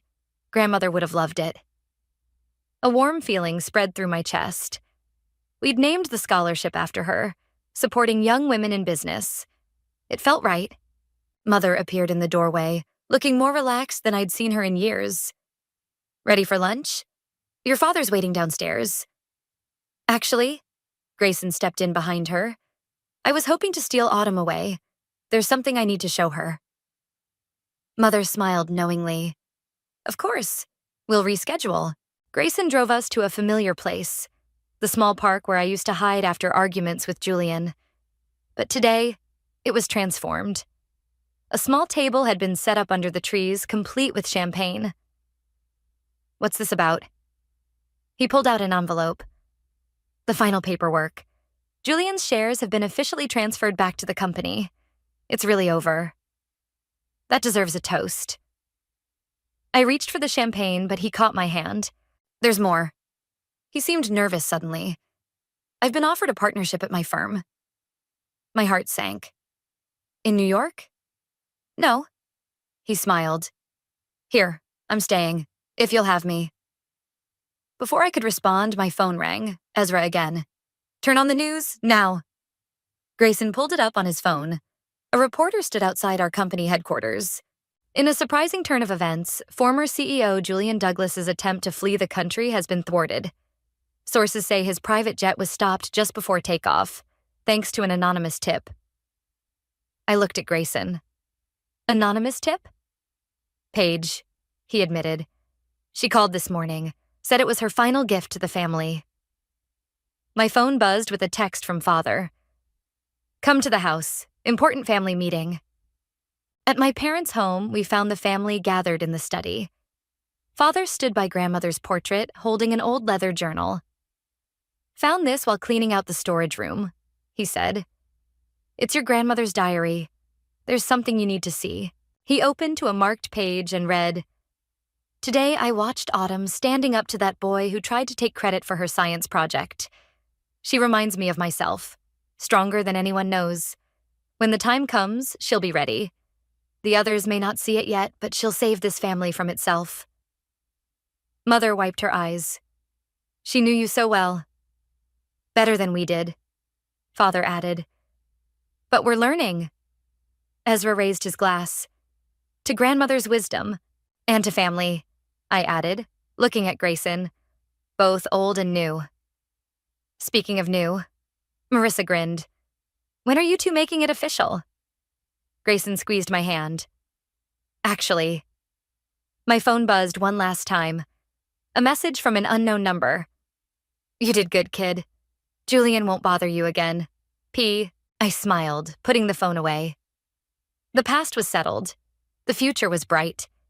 And right here, in this moment, surrounded by truth and love and second chances, everything felt exactly as it should be. So, I looked at my family. Really looked at them. "Who's ready to start our own traditions?" Mother laughed. "As long as it doesn't involve surprise revelations over turkey." "No promises," I said, but I was smiling too. The winter sun painted the study golden, warming grandmother's portrait.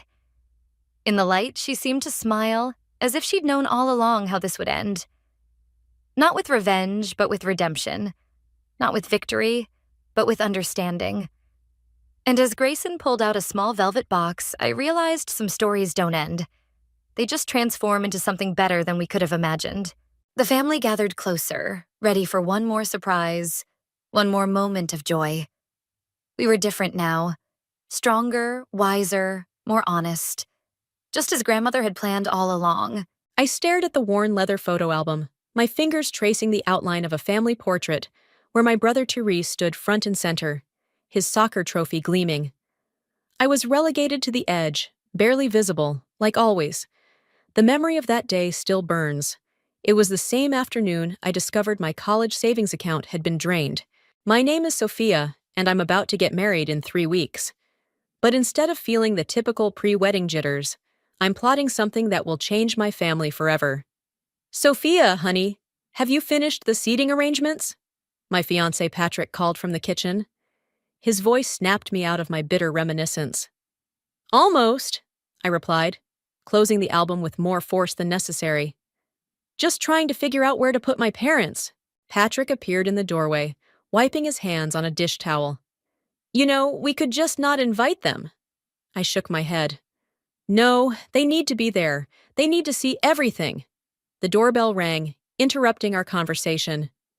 It was Paris, my best friend since college, carrying a bottle of wine and wearing her signature concerned expression. Spill it, she said, settling onto my couch. Your text sounded urgent. I pulled out an envelope from my desk drawer. Cream-colored, expensive paper with elegant gold lettering. I received this yesterday, from Aunt Stella. Paris's eyes widened. The infamous Aunt Stella? The one your parents never talk about? The very same. I handed her the invitation.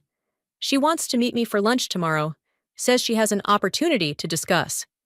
Your parents will flip if they find out, Paris warned, pouring 3 glasses of wine.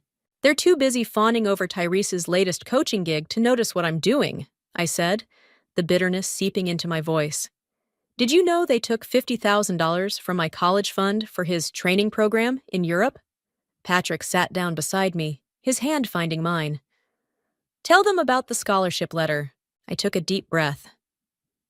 Yesterday, I found a letter from 2015 in Dad's old office files. I'd won a full scholarship to architecture school, but they never told me. They let me believe I had to take out loans because my college fund was empty. Paris nearly choked on her wine. Are you serious? Dead serious. They hid it because they thought architecture was a man's profession and wanted me to pursue teaching instead. I stood up, pacing the room. All those nights, I worked double shifts at the cafe, all those years of crushing student debt, and I had a full ride waiting for me. What are you going to do? Paris asked. I picked up Aunt Stella's invitation again. That's what tomorrow's about. Stella was always different from the rest of the family. She built her own business, never married, lives life on her terms. They called her the black sheep, but maybe she was just the only one brave enough to break free. My phone buzzed. A text from Mom.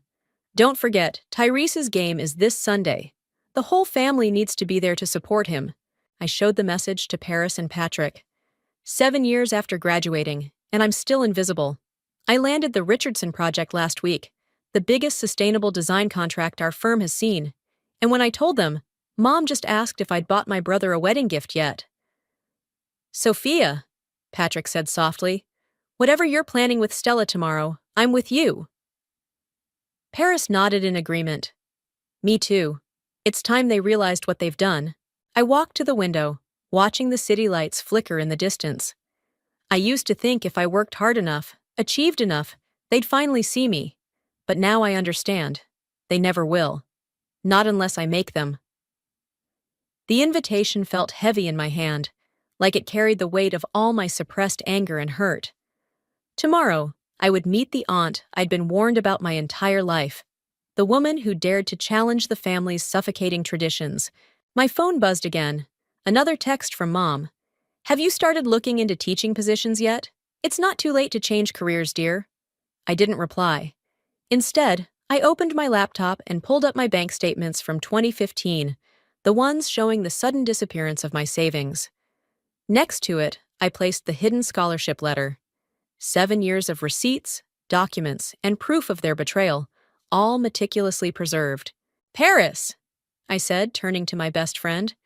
"Remember when you said revenge is a dish best served cold?" She nodded, a slow smile spreading across her face. "Well, I think it's time to take it out of the freezer." I picked up Stella's invitation one more time. "Tomorrow, I start planning the wedding of their dreams, and their worst nightmare." Patrick wrapped his arms around me from behind. "Are you sure about this?" I leaned back into his embrace, watching our reflection in the window.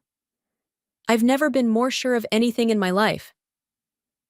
As if on cue, my phone lit up with one final text from Mom. "Don't forget, family always comes first, Sophia." I smiled, but it wasn't a happy smile.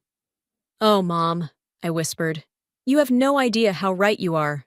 The cafe Stella chose was nothing like I expected. No pretentious wine list or white tablecloths. Instead, it was a cozy corner spot with mismatched furniture and the smell of fresh coffee. I arrived 15 minutes early, but she was already there. "You look just like your mother did at your age," Stella said, standing to greet me. "Except for the eyes. You've got the Jackson fire in them." I studied her as we sat down. Stella wore a crisp blazer over jeans, her silver hair cut in a sharp bob. She looked successful, confident. Everything my parents had tried to convince me she wasn't.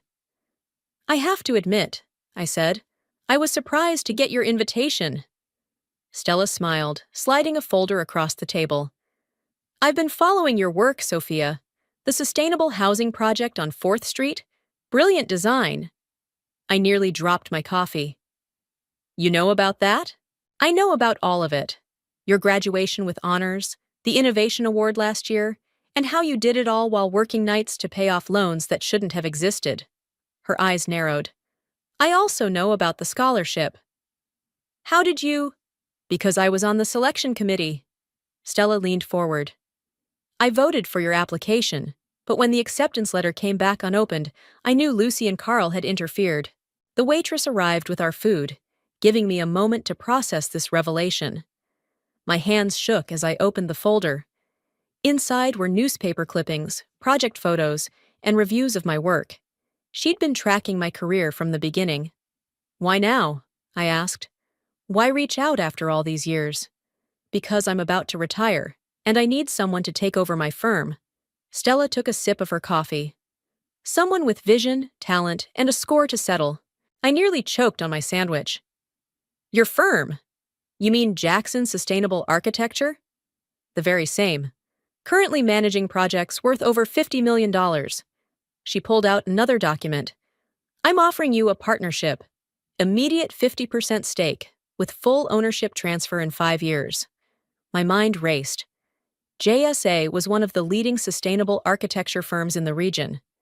The same firm I'd been trying to land an interview with for months. "There's a catch, isn't there?" Stella's expression hardened. "The catch is that your parents will fight this with everything they have.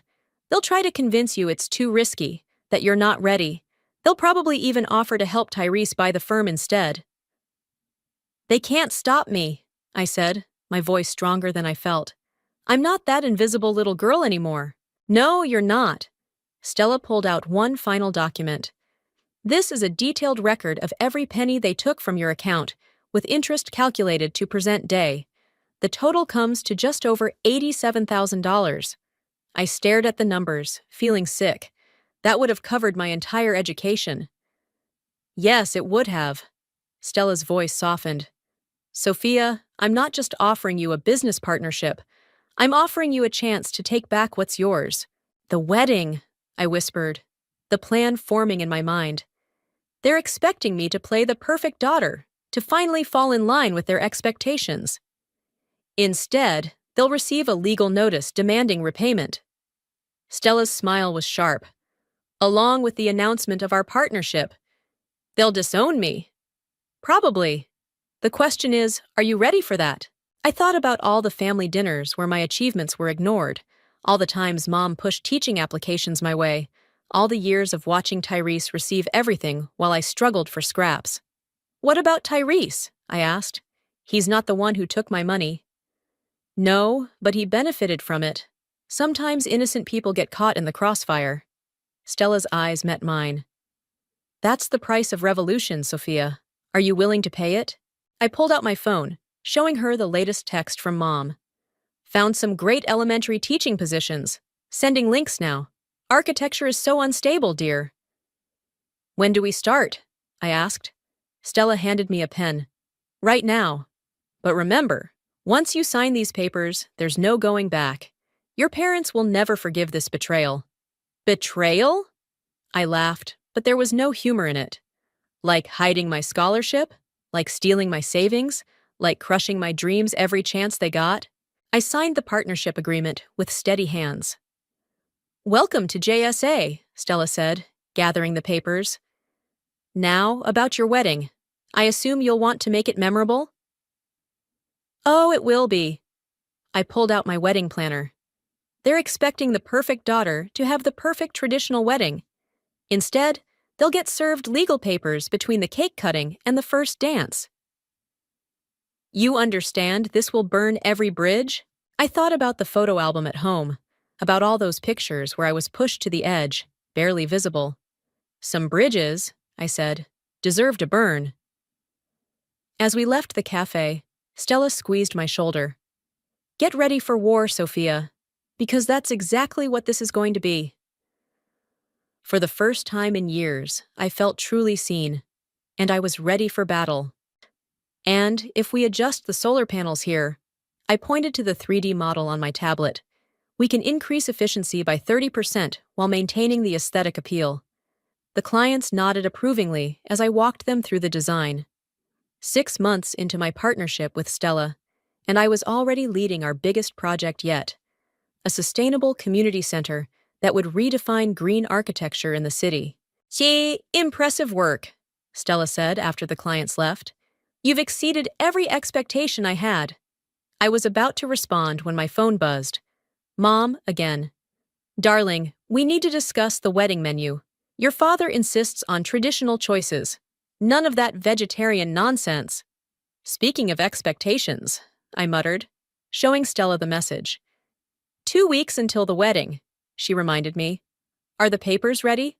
I patted my desk drawer. "All prepared. Patrick's lawyer reviewed everything yesterday." The intercom buzzed. "Sophia, your brother Tyrese is here to see you." My heart stopped. I hadn't seen Tyrese since announcing my engagement 6 months ago. Stella squeezed my shoulder before leaving the office. Tyrese walked in, looking uncomfortable in his coaching outfit. "Nice office, sis. Really nice." "What are you doing here, Tyrese?" He sat down, fidgeting with his car keys. "Mom and Dad don't know I'm here. They think I'm at a training session." "Of course they do." I kept my voice neutral. "What do you want?" "I saw the announcement in the business section. You and Aunt Stella." He leaned forward. "Sophia, do you know what you're doing? You mean succeeding? Building something meaningful? Or are you worried I'm not teaching kindergarten like Mom wanted?" "That's not fair." Teresa's face flushed. "I never asked them to favor me." "No, you just accepted everything they gave you. My everything." He fell silent, staring at the awards displayed on my wall. "I didn't know about the scholarship, Sophia. I swear." "But you knew about my savings." I pulled out the bank statements. "You knew where your European training money came from." "Ha! I was 19!" His voice cracked. "They said you agreed to it, that you wanted to help your little brother achieve his dreams." "And you believed them?" I stood up, walking to the window. "Did you ever once ask me?" "I'm asking now." Tyrese joined me at the window. "What are you planning, Sophia? Mom's been crying about how you're pulling away, how you won't let her help with the wedding." I laughed. "Help? You mean control?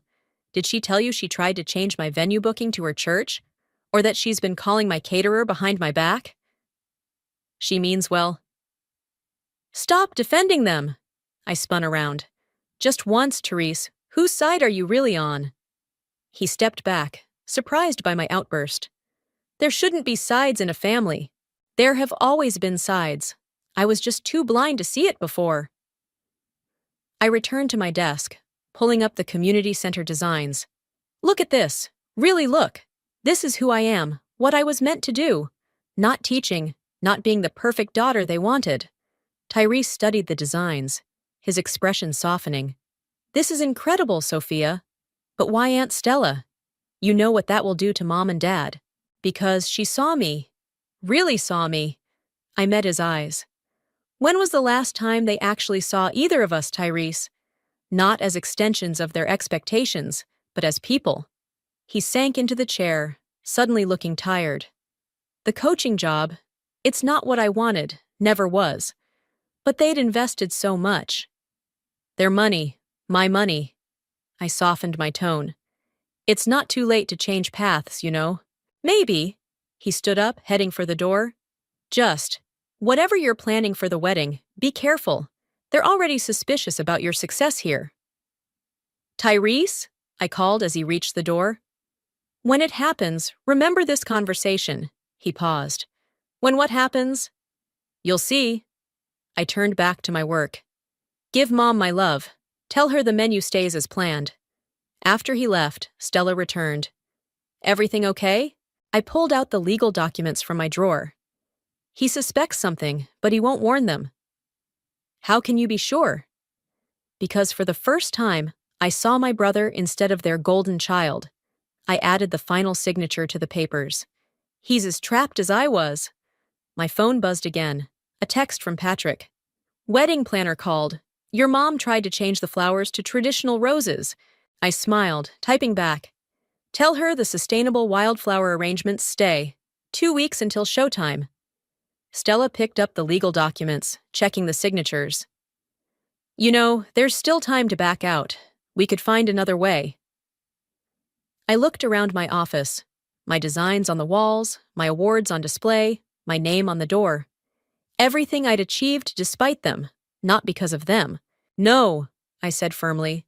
They chose their path 15 years ago when they stole my future. Now I'm choosing mine. The sun was setting over the city, casting long shadows across my office. In 2 weeks, I would walk down the aisle, but not as the daughter they expected. I would walk as myself, finally, unapologetically myself, and they would never see it coming. They're here, Paris whispered, nudging me as my parents walked into the restaurant. 1 week before the wedding, and they'd insisted on this family dinner. Mom was clutching her ever-present wedding planning folder like a shield. Sophia, darling. Mom air-kissed my cheek. We have so much to discuss. The church called again about changing the venue. The venue is final, Mom. I signaled the waiter for wine. Everything is final. Dad settled into his chair, frowning at Patrick. Still time to reconsider the prenup, son. Family money needs protection. What family money? I muttered, earning a sharp look from Mom. Patrick squeezed my hand under the table. Actually, Carl, we've handled all the legal aspects already. Without consulting us? Mom's voice rose an octave. Sophia, that's not how things are done in this family. The waiter arrived with wine, providing a brief respite from the tension. I watched Mom flip through her folder, marking pages with sticky notes. Now, about the seating arrangement, she continued. I've moved your Aunt Stella to the back corner. We can't have her making a scene. Stella stays at the main table, I interrupted. She's my business partner. The silence that followed was deafening. Dad's knuckles turned white around his water glass. Business partner? He leaned forward. What exactly does that mean? It means I'm now co-owner of Jackson Sustainable Architecture. I met his gaze steadily. Has been for 6 months. Mom's folder slipped from her hands, scattering papers across the floor. That woman has poisoned your mind. First architecture, now this? When will you stop fighting your natural path? My natural path? I laughed. You mean like teaching? Or maybe you'd prefer I just stay home and plan dinner parties? Sophia, Patrick warned softly, but I was beyond stopping. Did you know, I continued, that Therese came to see me last week? He told me something interesting about his coaching career. "Leave your brother out of this," Dad snapped. "Why? Because he might tell me how miserable he is? How he never wanted to be a coach in the first place?" Mom's face paled. "That's not true. Tyrese loves coaching. We invested everything in his career." "My everything," I corrected. "My savings, my scholarship. We did what was best for the family," Dad insisted. "Someone had to have a reliable career." Patrick stood up suddenly. "I need some air. Sophia?" I followed him to the restaurant's terrace, leaving my parents to stew. The night air was cool against my flushed cheeks. "You okay?" Patrick asked, pulling me close. "They still don't see it." I pressed my face into his shoulder. "They still think they did nothing wrong. Are you having second thoughts about the wedding plan?" I pulled back, looking at the city lights. "No, but I'm scared, Patrick. What if this breaks everything beyond repair?" "Some things need to break to be rebuilt properly." He turned me to face him. "Like those old buildings you renovate. Sometimes the foundation is too rotten to save." Through the window, I could see Mom reorganizing her scattered papers, probably still trying to control every aspect of my wedding. Dad was on his phone, likely calling Tyrese to demand explanations. "They're going to be blindsided," I whispered. "Good." Patrick's voice was firm. "Maybe that's what they need." Paris appeared at the terrace door. "Your mom's talking about changing the flowers again. Want me to run interference?" I shook my head. "Let her try." The florist has strict instructions to only take changes from me or Patrick. "Smart girl." Paris grinned. "Oh, and Stella called. The papers are being delivered to your lawyer tomorrow." My stomach churned. 1 week. In 1 week, everything would change. We returned to find Mom in full planning mode, ignoring our earlier confrontation. "Now, about your dress, darling.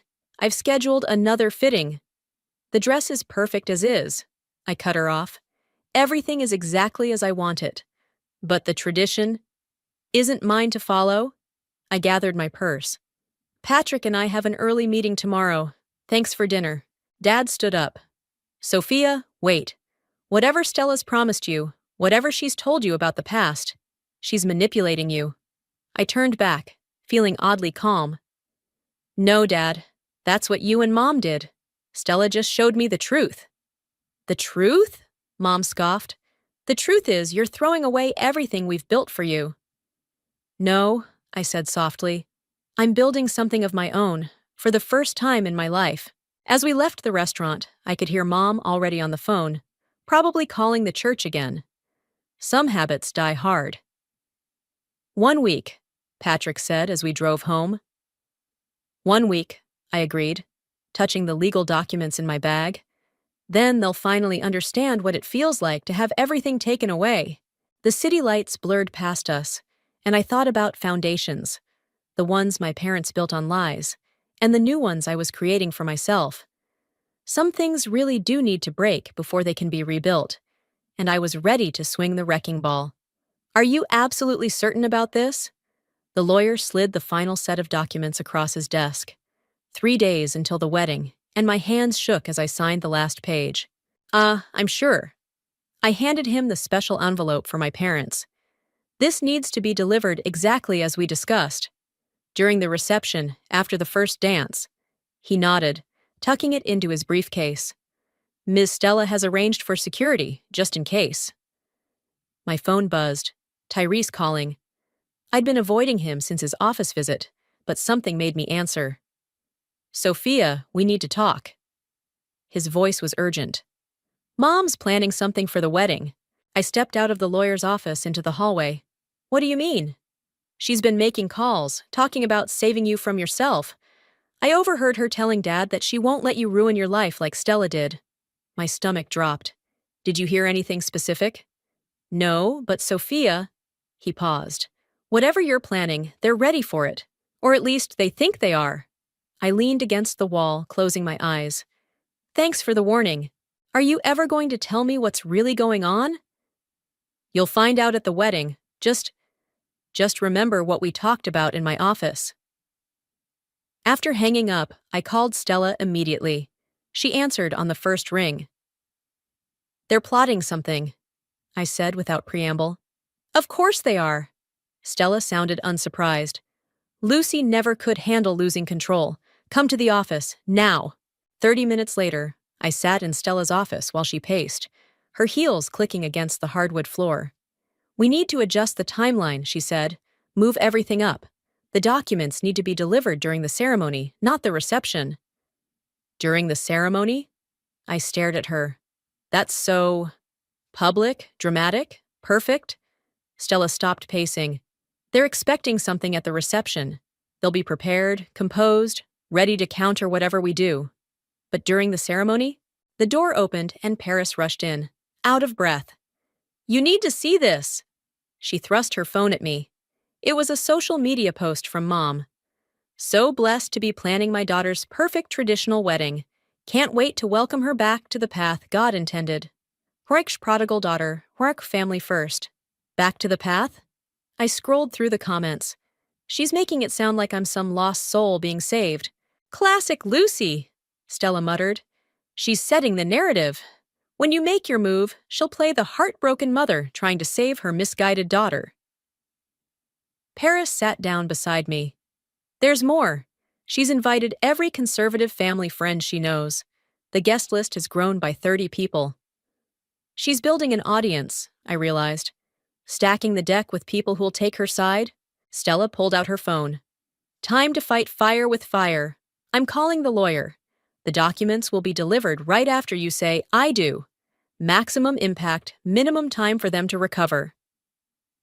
"Won't that ruin the ceremony?" Paris asked. I laughed bitterly. "The ceremony? You mean the traditional spectacle they've turned my wedding into? Let it burn."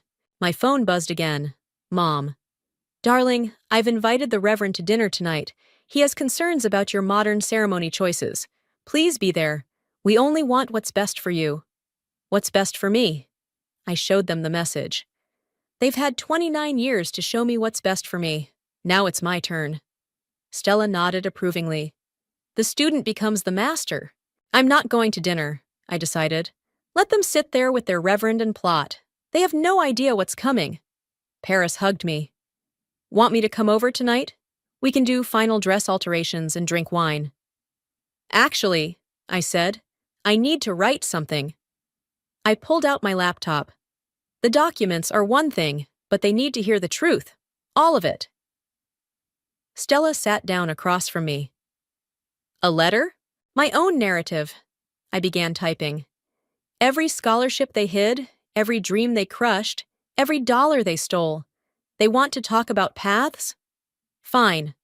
Let's talk about the path they forced me down, and the one I chose for myself."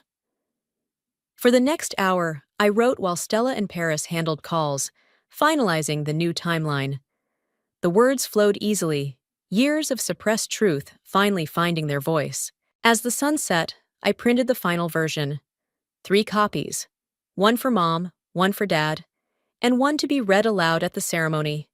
"Sophia," Stella said softly, reading over my shoulder. "This will destroy them." "No," I corrected, sealing the envelopes. "They destroyed themselves the moment they decided their daughter was a possession to be controlled, rather than a person to be loved." My phone lit up with another message from Mom. "Where are you? The Reverend is waiting. Please don't embarrass us again." I turned off my phone and stood up, gathering my things. 3 days until the wedding. 3 days until the truth exploded in their faces. "Let them wait," I said. "They've made me wait my entire life." "You look stunning," Paris whispered, adjusting my veil. The sustainable silk draped perfectly over my modern dress. Nothing like the traditional gown Mom had tried to force on me. Through the chapel door, I could hear the guests arriving. Mom's voice carried above the others, playing her role as the proud mother of the bride. "Places, everyone!" The wedding coordinator clapped her hands. 5 minutes! Stella appeared, resplendent in her maid of honor dress. "The lawyer's in position. Your parents have no idea he's here." My hands trembled as I smoothed my dress. "Did you see their faces when you walked in as my maid of honor?" "Lucy nearly fainted." Stella smirked. Carl's still trying to convince people I crashed the wedding. Paris peeked through the door. Full house. Your mom really did invite every conservative family friend in the state. Perfect. I took a deep breath. The bigger the audience, the better. The music started. Not the traditional wedding march Mom wanted, but a modern string quartet arrangement I'd chosen. Dad appeared at the door, his face tight with barely concealed disapproval. Last chance, he muttered as he took my arm. We can still stop this nonsense. You're right, Dad. I patted his hand. The nonsense stops today. The doors opened. I saw Patrick waiting at the altar, his smile genuine and warm. Mom sat in the front row, beaming artificially, her wedding planning folder clutched in her lap even now. Tyrese was beside her, looking uncomfortable in his suit. As we walked down the aisle, I caught snippets of whispered conversations. Such a traditional ceremony after all. Lucy must be so relieved. Finally giving up that architecture nonsense. Dad handed me off to Patrick with a stiff nod. The minister began his speech, but I barely heard him. I was watching the lawyer slip quietly into position near the front pew. If anyone has any reason why these two should not be joined in matrimony. Mom shifted in her seat, and I saw her hand twitch toward her folder. This was the moment she'd planned for, her last chance to save me. Speak now or forever hold your peace. The silence stretched for one heartbeat. 2. Mom's hand stilled. Then, by the power vested in me, Patrick squeezed my hands, giving me the signal. This was it.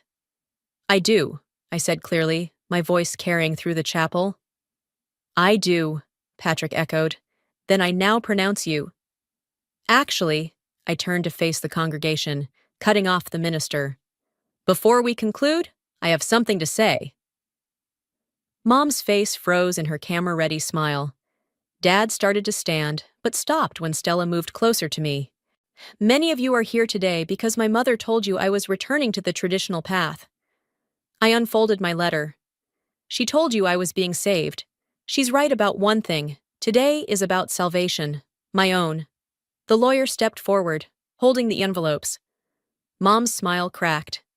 Sophia, she warned, don't you dare. When I was 18, I continued, my voice stronger, my parents stole my college fund to finance my brother's sports career. They hid my full scholarship to architecture school. They tried to force me into a life I never wanted. Gasps rippled through the congregation. Tyrese looked at the floor, shoulders hunched. Today, I'm not just marrying the love of my life. I nodded to the lawyer, who began distributing the documents. I'm reclaiming what was stolen from me. Mom ripped open her envelope, her face draining of color. This is a legal demand for repayment, I finished. Every dollar you took, with interest, plus damages for the hidden scholarship. You ungrateful! Dad started to shout, but Tyrese grabbed his arm. That's not all. I turned to Stella. I'm also announcing my partnership in Jackson Sustainable Architecture. The firm you always warned me about, I'm now co-owner. The whispers turned to shocked murmurs. Mom stood up, her perfectly composed facade cracking completely. You planned this, she hissed. You turned our daughter against us. No, Mom. I stepped down from the altar. You did that yourself. Every time you dismissed my dreams, every time you chose Tyrese over me, every time you tried to force me into your perfect little box. Security, Stella called softly, and 2 men appeared at the ends of the aisle. You're making a scene, Dad growled, trying to approach me. No, Patrick said, stepping between us. You made the scene, for 29 years. Now you get to watch your daughter choose her own path. I turned back to the minister. Please continue with the ceremony. Sophia, please, Mom's voice cracked. We can fix this. We can... No, Mom, you can't fix this, but you can pay for it. I faced Patrick again. Shall we finish getting married? The minister, looking slightly shell-shocked, cleared his throat. By the power vested in me.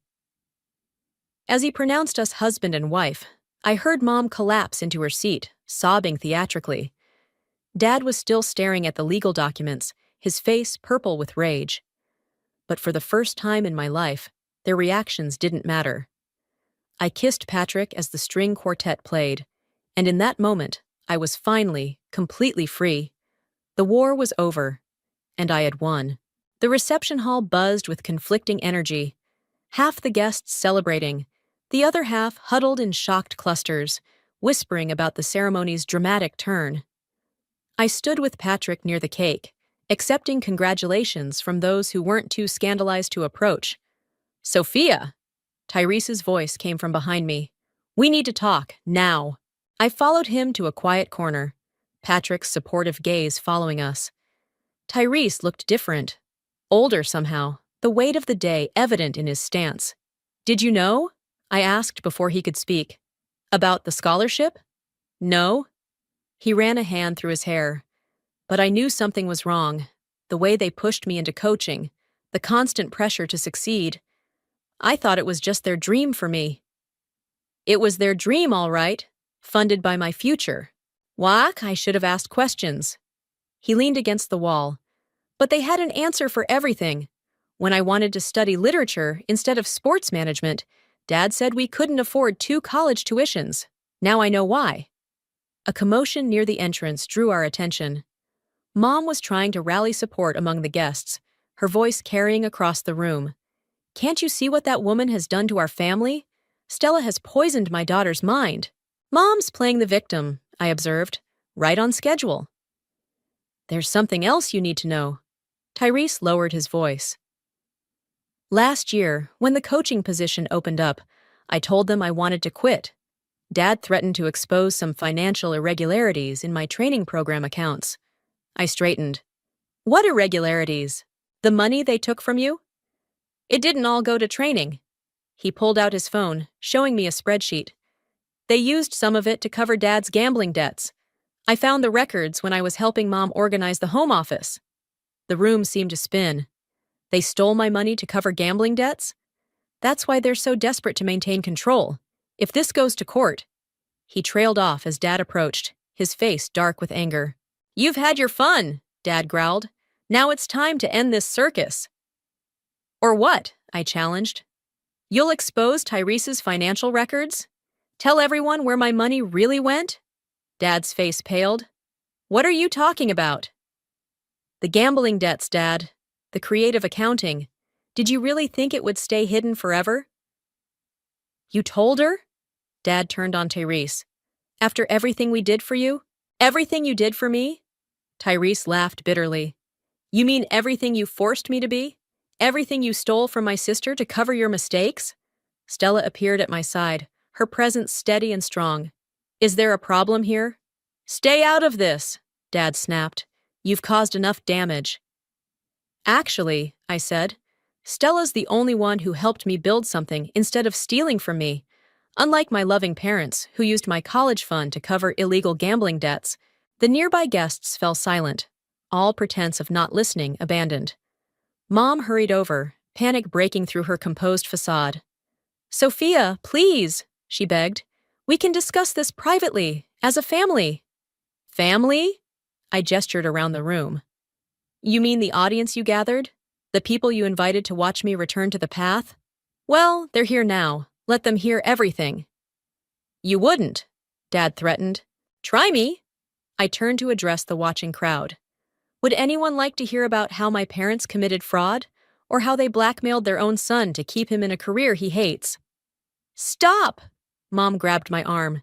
"Think about what you're doing to this family." "Let go of her."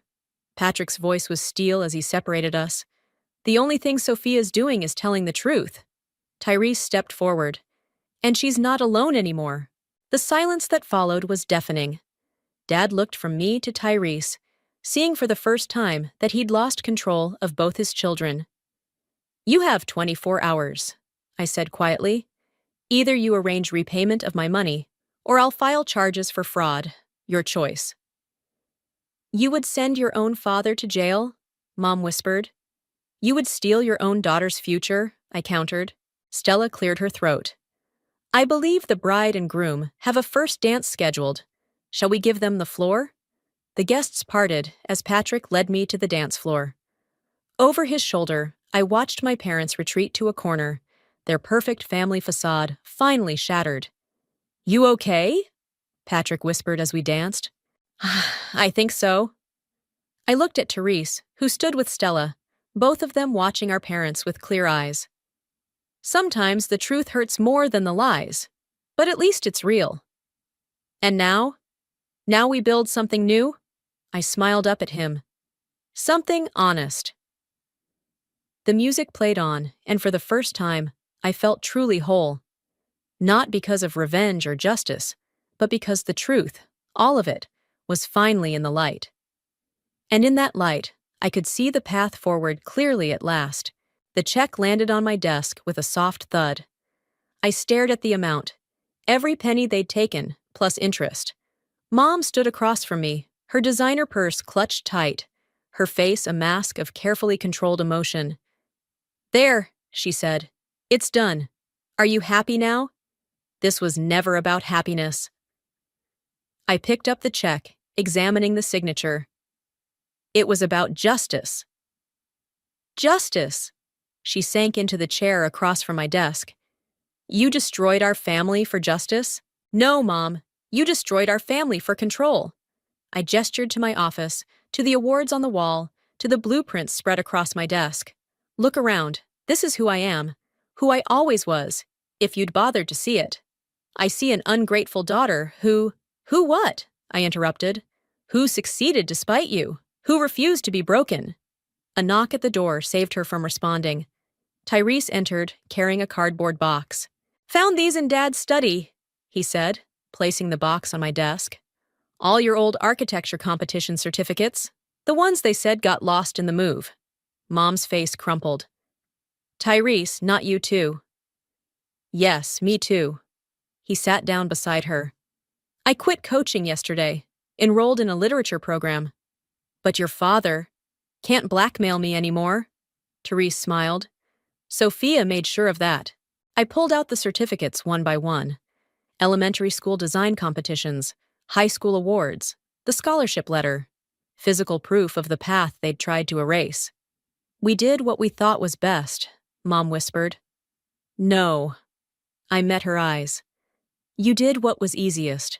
Forcing us into your mold was easier than accepting who we really were." "And now?" She looked around my office again, but this time I saw something different in her expression. Not anger or disappointment, but confusion. Maybe even a hint of recognition. "Now we move forward," I said, "separately." "I can't fix this, can I?" "No, but you can learn from it."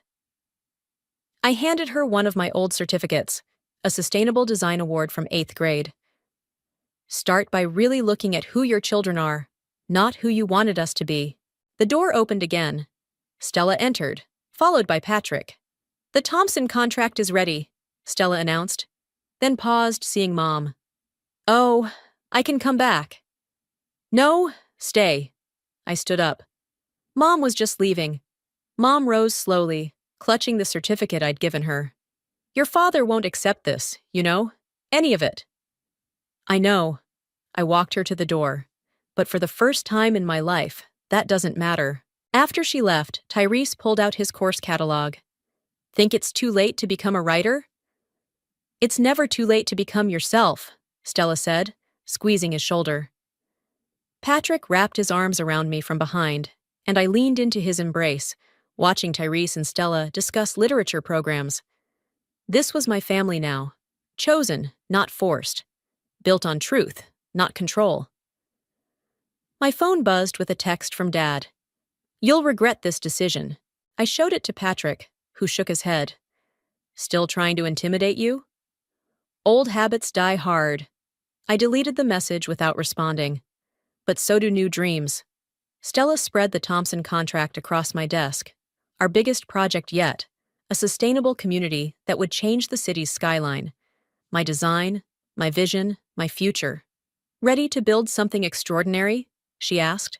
I looked at the people around me. My husband who supported my dreams. My brother who found the courage to chase his own. My aunt who showed me what strength looked like. And my own reflection in the window, finally recognizing the woman I'd become. "Actually," I said, pulling out a fresh blueprint. I have an even better idea. I sketched quickly. A building that would house both an architectural firm and a writing workshop. A place where dreams wouldn't be buried, but nurtured. What do you think? I showed them the design. A place for people to become who they really are? Tyrese grinned. Can I run the writing program? Only if I get to design the space, I teased. Partners? He offered his hand. Partners. We shook on it, both laughing at how natural it felt. The sun set over the city, casting long shadows through my office windows. Somewhere across town, our parents were probably plotting their next move, trying to regain control they'd never really had. But here, in this space, surrounded by truth and possibility, their power couldn't reach us anymore. We were building something new, not just buildings and books, but a future where dreams weren't stolen but shared. To new beginnings, Patrick raised his coffee cup. No, I corrected, raising mine to meet his. To being who we always were? We all drank to that, and I felt the last weight lift from my shoulders. The war was over, the truth was out, and the future was finally, completely ours. The invitation arrived on the same day I caught them together. Life has a twisted sense of humor that way. I remember standing in my office, admiring the Mumbai skyline, through floor-to-ceiling windows, when my phone buzzed with Maya's message. Coming by your place tonight. Big news. I'm Penelope. And until that day, I thought I had it all figured out. Top architect at Wilson & Associates, engaged to the perfect guy, and blessed with a best friend who'd been by my side since college. Funny how quickly perfect can crumble. Earth to penny. Bailey waved her hand in front of my face. The contractor's waiting for your approval on the hotel blueprints. Right, sorry.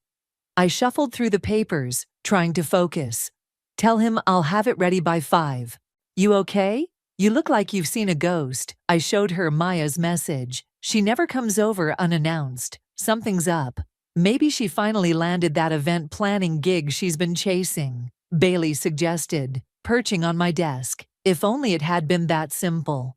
I left work early that day, wanting to surprise Ronald. He'd been distant lately, claiming long hours at the engineering firm. I picked up his favorite butter chicken from that little place near Kalaba, thinking we could have dinner together before Maya arrived. The elevator ride to our apartment felt longer than usual. I fumbled with my keys, balancing the takeout bag, when I heard it. Laughter, Maya's distinctive giggle, floating through our door. My stomach dropped. I inserted the key as quietly as possible, turned it slowly. The door creaked open to reveal scattered clothes leading to our bedroom. Her designer handbag lay carelessly tossed on our couch, the one we'd picked out together at Urban Ladder last month. Ron, we shouldn't. Maya's voice drifted from the bedroom. I stood frozen, the takeout bag slipping from my grasp. It hit the floor with a thud. Scrambling sounds, rushed footsteps. Ronald appeared first, hastily buttoning his shirt. Penny, you're home early. Maya emerged behind him, hair disheveled, lipstick smeared. She at least had the decency to look ashamed. Penny, I can explain. Explain? My voice came out eerily calm. Explain why my best friend and fiancé are half naked in my bedroom. It's not what you think, Ronald started. Really, because I think it's exactly what it looks like. I picked up Maya's bag and threw it at her. Get out, both of you. Please, let's talk about this, Maya pleaded, clutching her bag. I came here to tell you something important. More important than sleeping with my fiancé. Ronald stepped forward. Penny, baby, we made a mistake. It just happened. Things don't just happen, Ron. You make choices. I pulled off my engagement ring and placed it on the coffee table. Here's my choice. Maya burst into tears. I'm getting married. To Mitchell. That's what I came to tell you. I want you to be my maid of honor. The laugh that escaped me must have sounded hysterical. You're joking, right? I love Mitchell, she insisted. This thing with Ron, it was a moment of weakness. How long? They exchanged glances. How long? 3 months, Ronald admitted. 3 months.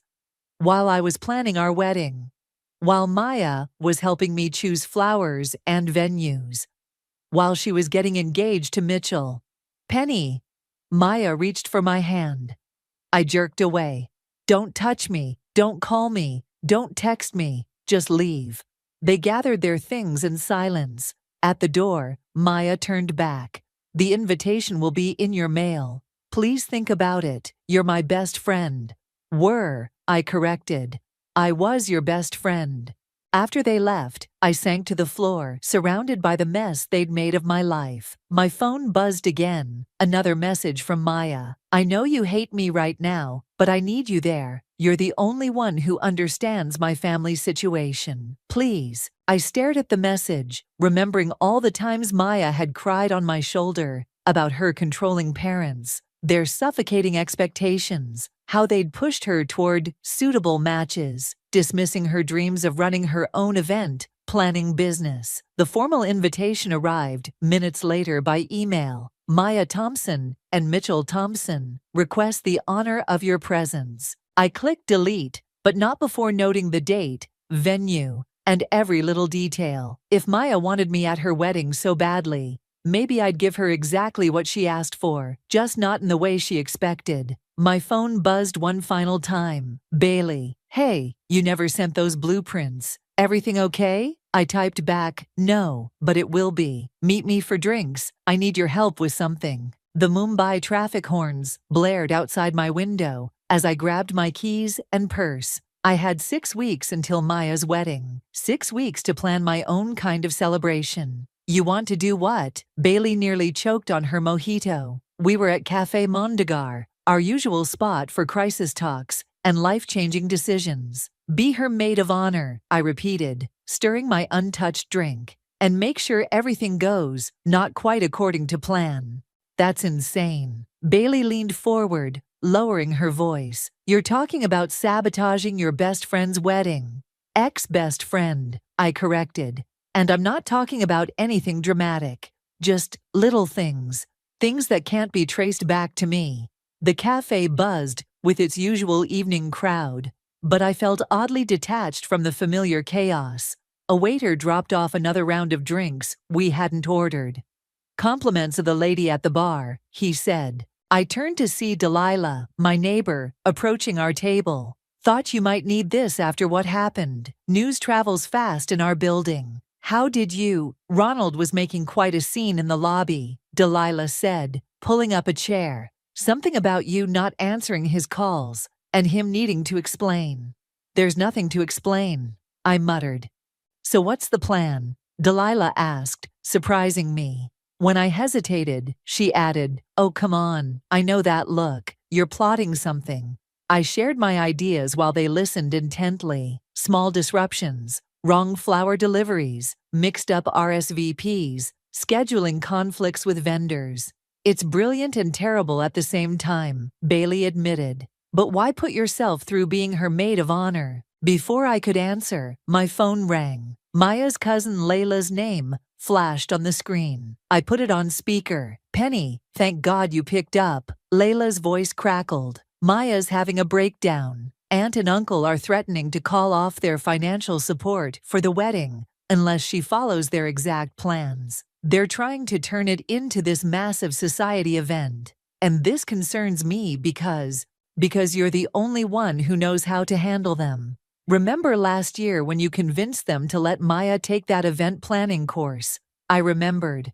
I'd spent hours preparing a presentation showing how event planning could complement their family's jewelry business. Maya had been so grateful. Please, Layla continued. She needs you. The wedding planning meeting is tomorrow at the Taj. Just come, for old time's sake. I muted the call and looked at Bailey and Delilah. This could be my way in. Or your way to get hurt again, Bailey warned. I unmuted. What time? The next day, I walked into the Taj's conference room to find Maya surrounded by wedding catalogs, her mother dictating choices while her father discussed costs with Mitchell's parents. Maya looked up, relief flooding her face. Penny, you came. I'm here for Layla, I lied, taking a seat far from Maya. Maya's mother immediately pounced. Penelope, perfect timing. Tell Maya this color scheme won't work. She wants burgundy and gold, but I say navy and silver is more sophisticated. Actually, I said sweetly, burgundy and gold would be stunning for a winter wedding. Very traditional, yet modern. I can connect you with some excellent decorators. Maya shot me a grateful look. Her mother hesitated, then nodded reluctantly. See, Maya said. This is why I need Penny as my maid of honor. She understands both tradition and trends. I spent the next hour subtly suggesting vendors I knew were notoriously unreliable, recommending a caterer famous for mixing up orders, and proposing a makeup artist known for running late. As the meeting wrapped up, Maya caught my arm. Thank you. I know this must be hard for you. I pulled away. You have no idea. Penny, about Ronald. Don't. I turned to face her. You want me as your maid of honor? Fine, but we're not friends. We're not having heart-to-hearts. This is me doing my duty, nothing more. Her face fell. I understand, but there's something you should know about Ronald. Meeting in 5 minutes. Bailey's voice cut through the tension. She stood in the doorway, my saving grace. Sorry, Maya, but I need to steal Penny for work. Outside, Bailey grabbed my arm. You okay? No, I admitted. But I will be. Did you make those calls? Yup, 3 vendors already agreed to have scheduling conflicts the week of the wedding. And Delilah's working on the flower shop connection. I nodded, pulling out my phone to check my calendar. A notification popped up. An old photo from my gallery. Maya and me at her parents' Diwali party last year, her head on my shoulder as we shared secrets and dreams. For a moment, my resolve wavered. Then I remembered the sound of her laughter in my apartment, the sight of scattered clothes leading to my bedroom, and steeled myself again. Ready for phase 2? Bailey asked. I deleted the photo. Ready. The hotel's elaborate chandelier cast dancing shadows across the marble floor as we left, each step taking me further down a path I never thought I'd walk. But then again, neither did Maya when she betrayed me. The florist just called, I announced, walking into Maya's bridal fitting. They accidentally ordered pink roses instead of burgundy. They can't get the right color in time. Maya's face crumpled as she stood on the pedestal, wedding dress half pinned. But the whole color scheme. I'm sure we can work something out, her mother said, examining the dress hem. Pink is more traditional anyway. I hid my smile, knowing the florist, carefully selected and prompted by Delilah, had never actually placed the original order. At least the dress fits perfectly, I offered, watching Maya twist to see herself in the mirror. Actually, the seamstress cleared her throat. There seems to be an issue with the measurements I received. The bust needs significant alterations. Another small victory. Bailey had made sure the measurements got accidentally switched. Maya's phone buzzed. Her face paled as she read the message. The caterer just canceled. Something about double booking. I can help find a replacement, I volunteered innocently. Though most good ones are booked months in advance.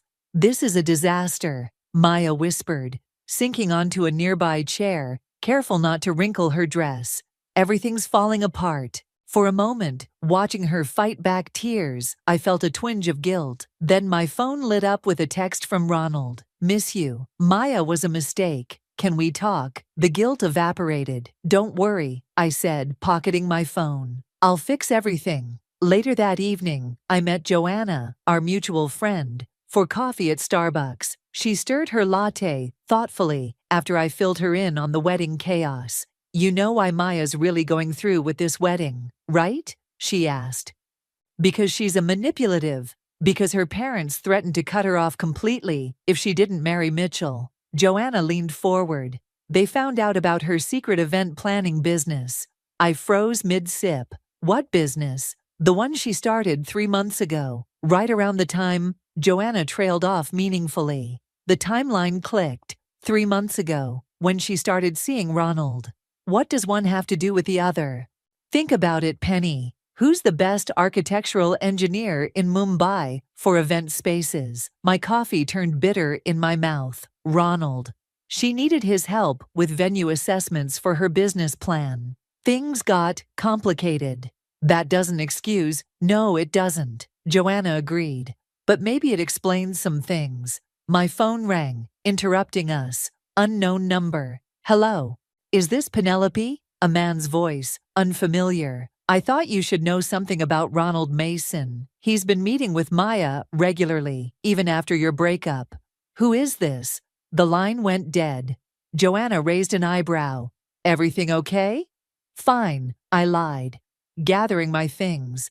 I need to go. I walked home through Mumbai's busy streets, my mind racing. Outside my building, I spotted Layla waiting. Before you say anything, she rushed out. I need to show you something. She pulled out her phone, displaying a series of text messages between Maya and Ronald. Maya, we need to tell her the truth. Ronald, not yet. The business plan isn't ready. Maya, I hate lying to her. Ronald, just a few more weeks. Trust me. When were these from? I demanded. Last week, Layla said quietly. There's more going on than you know, Penny. I pushed past her into the building, riding the elevator to my floor in a daze. Bailey was waiting outside my apartment. The makeup artist agreed to show up 2 hours late, she announced triumphantly. And I convinced the DJ to accidentally play the wrong first dance song. Maybe we should stop, I said. What? Why? I told her about Joanna's revelation and the mysterious call. So what? Bailey exclaimed. That makes it worse. She used Ronald for business connections. I don't know what to think anymore. Think about how you felt walking into your apartment that day, Bailey reminded me. Think about them lying to you for months. My phone buzzed again. Maya, can we meet? There's something you need to know about Ronald. Don't do it, Bailey warned, reading over my shoulder. I typed back, busy with wedding preparations. The replacement caterer needs an answer tomorrow. Maya, please, it's important. I turned off my phone and looked at Bailey. You're right, we stick to the plan. But that night, lying in bed, I couldn't shake the feeling that I was missing something crucial. The mysterious caller, the text messages, Maya's desperation to talk to me about Ronald.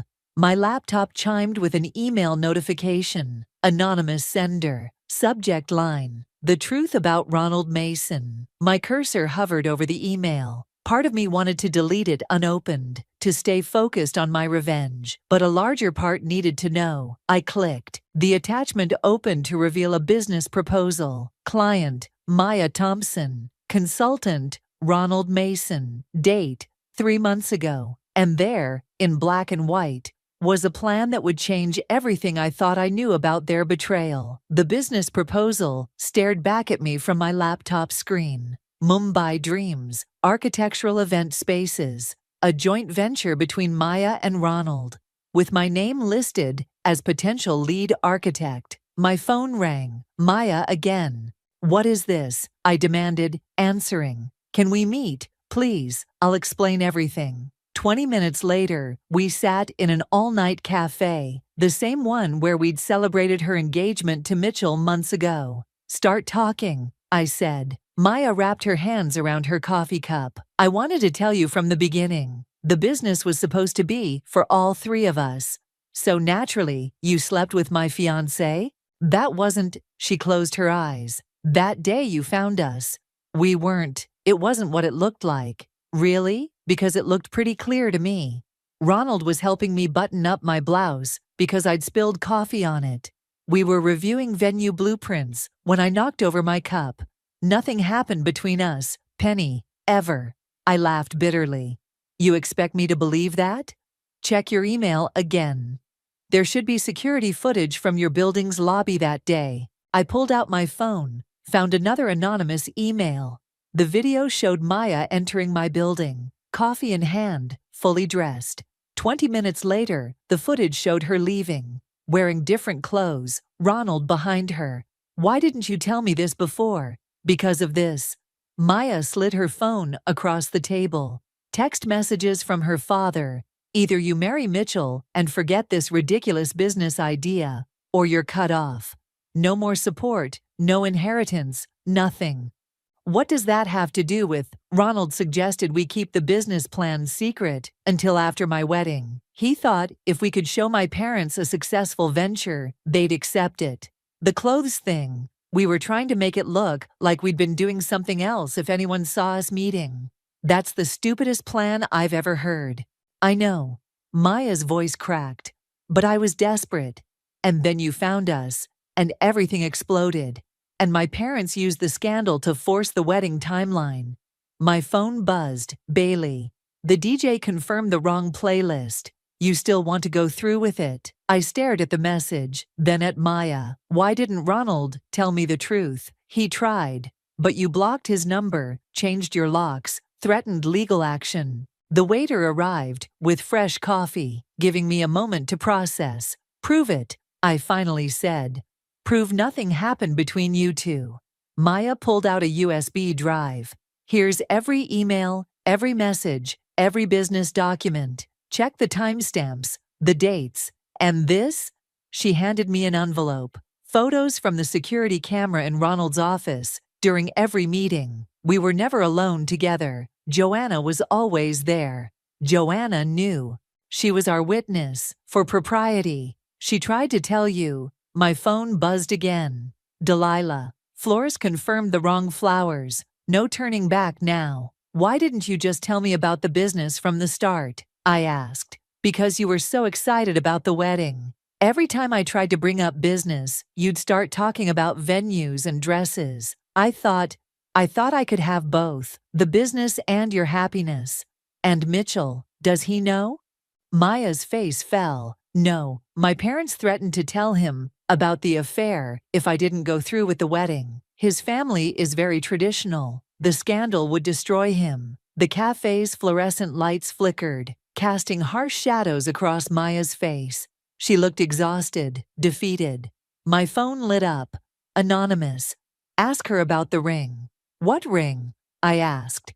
Maya reached into her bag, pulled out a small box. Inside was my engagement ring. Ronald gave this to me to return to you, along with this. She handed me a letter, Ronald's handwriting. Penny, I should have told you everything from the start. The business plan was meant to be your wedding gift, a chance for you and Maya to build something amazing together while I handled the engineering. I was an idiot to think secrecy was the answer. I've lost you, and I'll regret that forever. But please don't punish Maya for my mistakes. R. The cafe door chimed. Mitchell walked in, spotted us. Maya, what are you doing here so late? Maya's eyes widened in panic. I saw the fear there, fear of losing everything, just like I had felt. Wedding emergency, I heard myself say. Vendor issues, I was just helping Maya sort them out.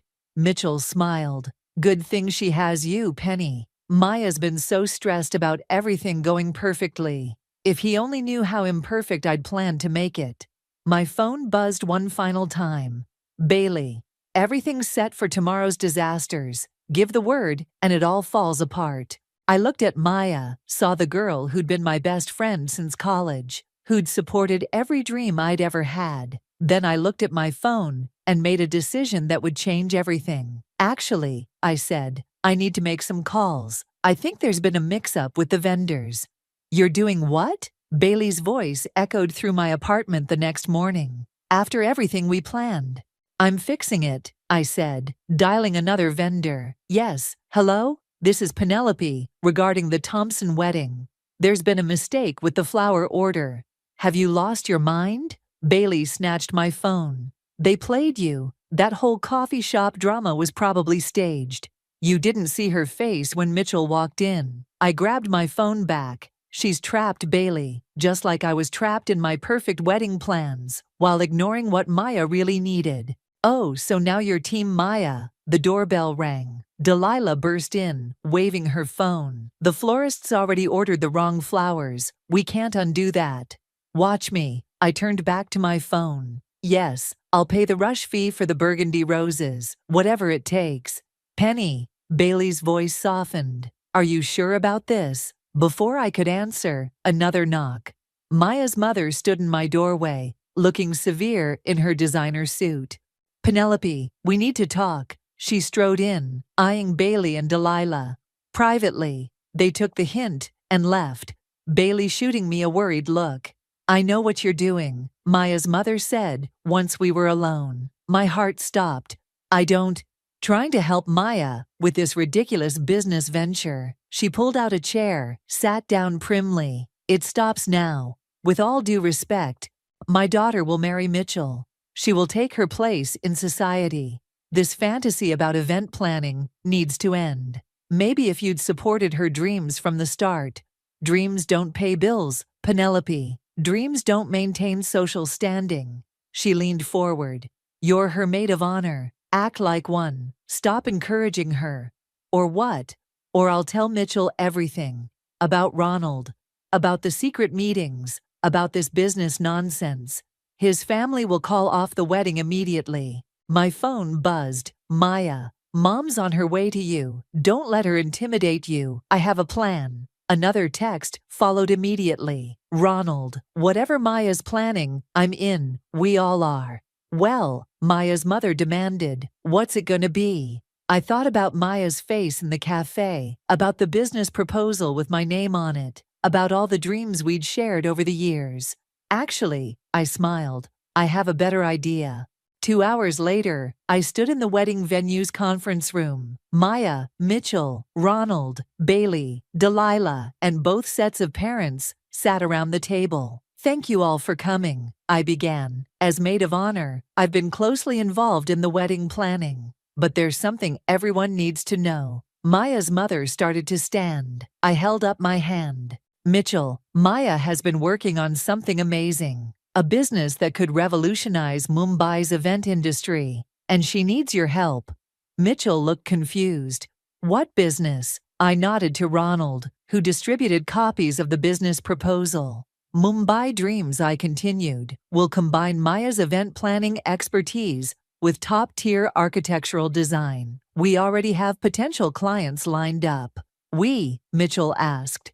Maya, Ronald, and me. As equal partners, Ronald handling engineering, me handling architecture, and Maya bringing it all together with her event planning skills. Maya's father scoffed. This is absurd. Actually, Mitchell interrupted, studying the proposal. This is brilliant. The profit projections, the market analysis. Maya, did you do all this? Maya nodded, tears in her eyes. Why didn't you tell me? Because, I cut in. Some people thought maintaining appearances was more important than supporting dreams. Maya's mother stood up. This meeting is over. Sit down, Auntie, Mitchell said firmly. Everyone stared. He never spoke to elders that way. Maya, is this what you want? More than anything, she whispered. Then I'm in, he smiled. Not just as your husband, but as an investor. My family's construction business could benefit from this partnership. Mitchell, his father warned.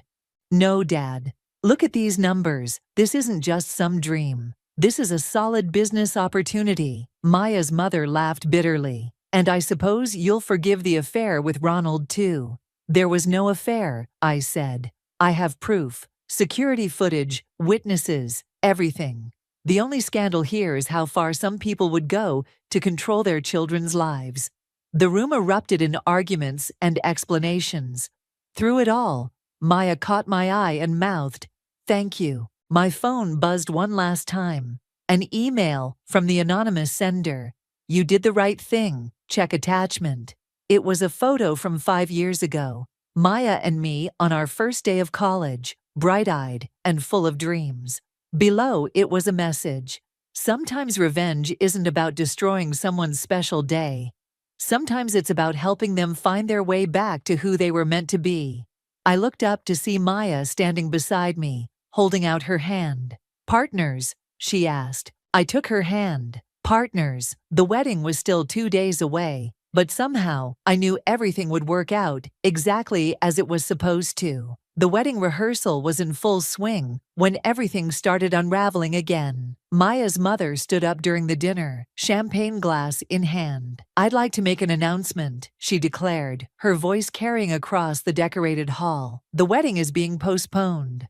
Maya dropped her fork. What?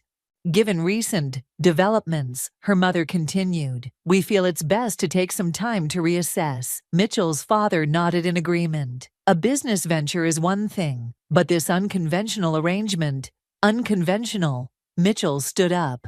You mean successful? We've already got 3 clients lined up. I watched Maya's hands tremble as she reached for her water glass. After everything we'd fixed, it was falling apart again. Excuse me, I said, standing. May I say something?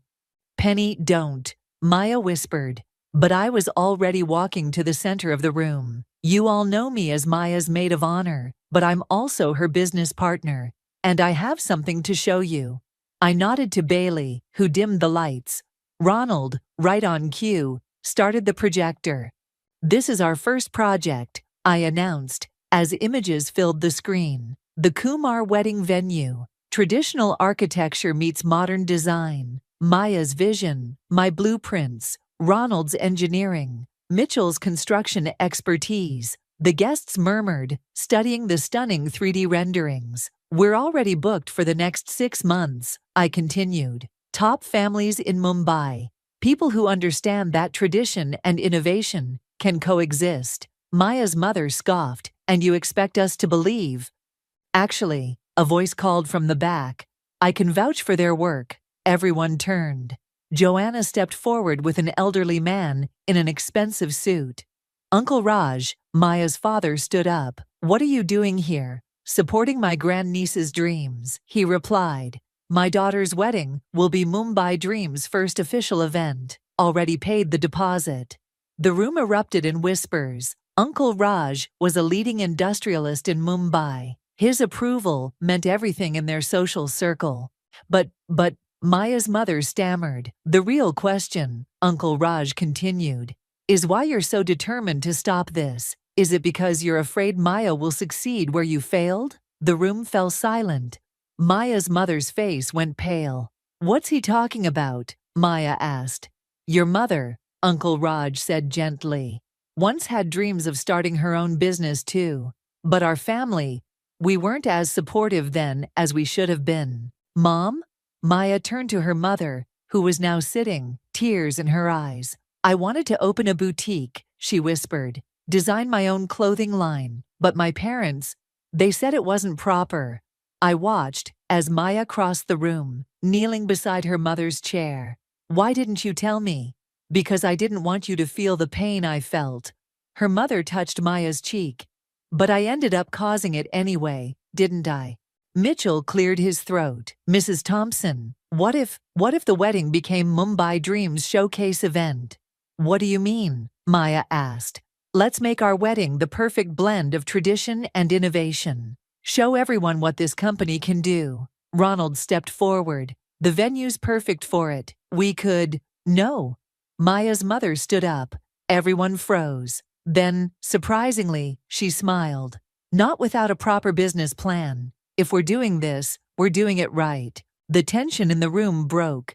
People laughed, cheered, started talking all at once about ideas and possibilities. I felt a tap on my shoulder. Ronald, can we talk? He asked quietly. We stepped out onto the venue's balcony, Mumbai's lights twinkling below. I'm sorry, he said, for not telling you the truth from the start. I'm sorry, too, for not letting you explain.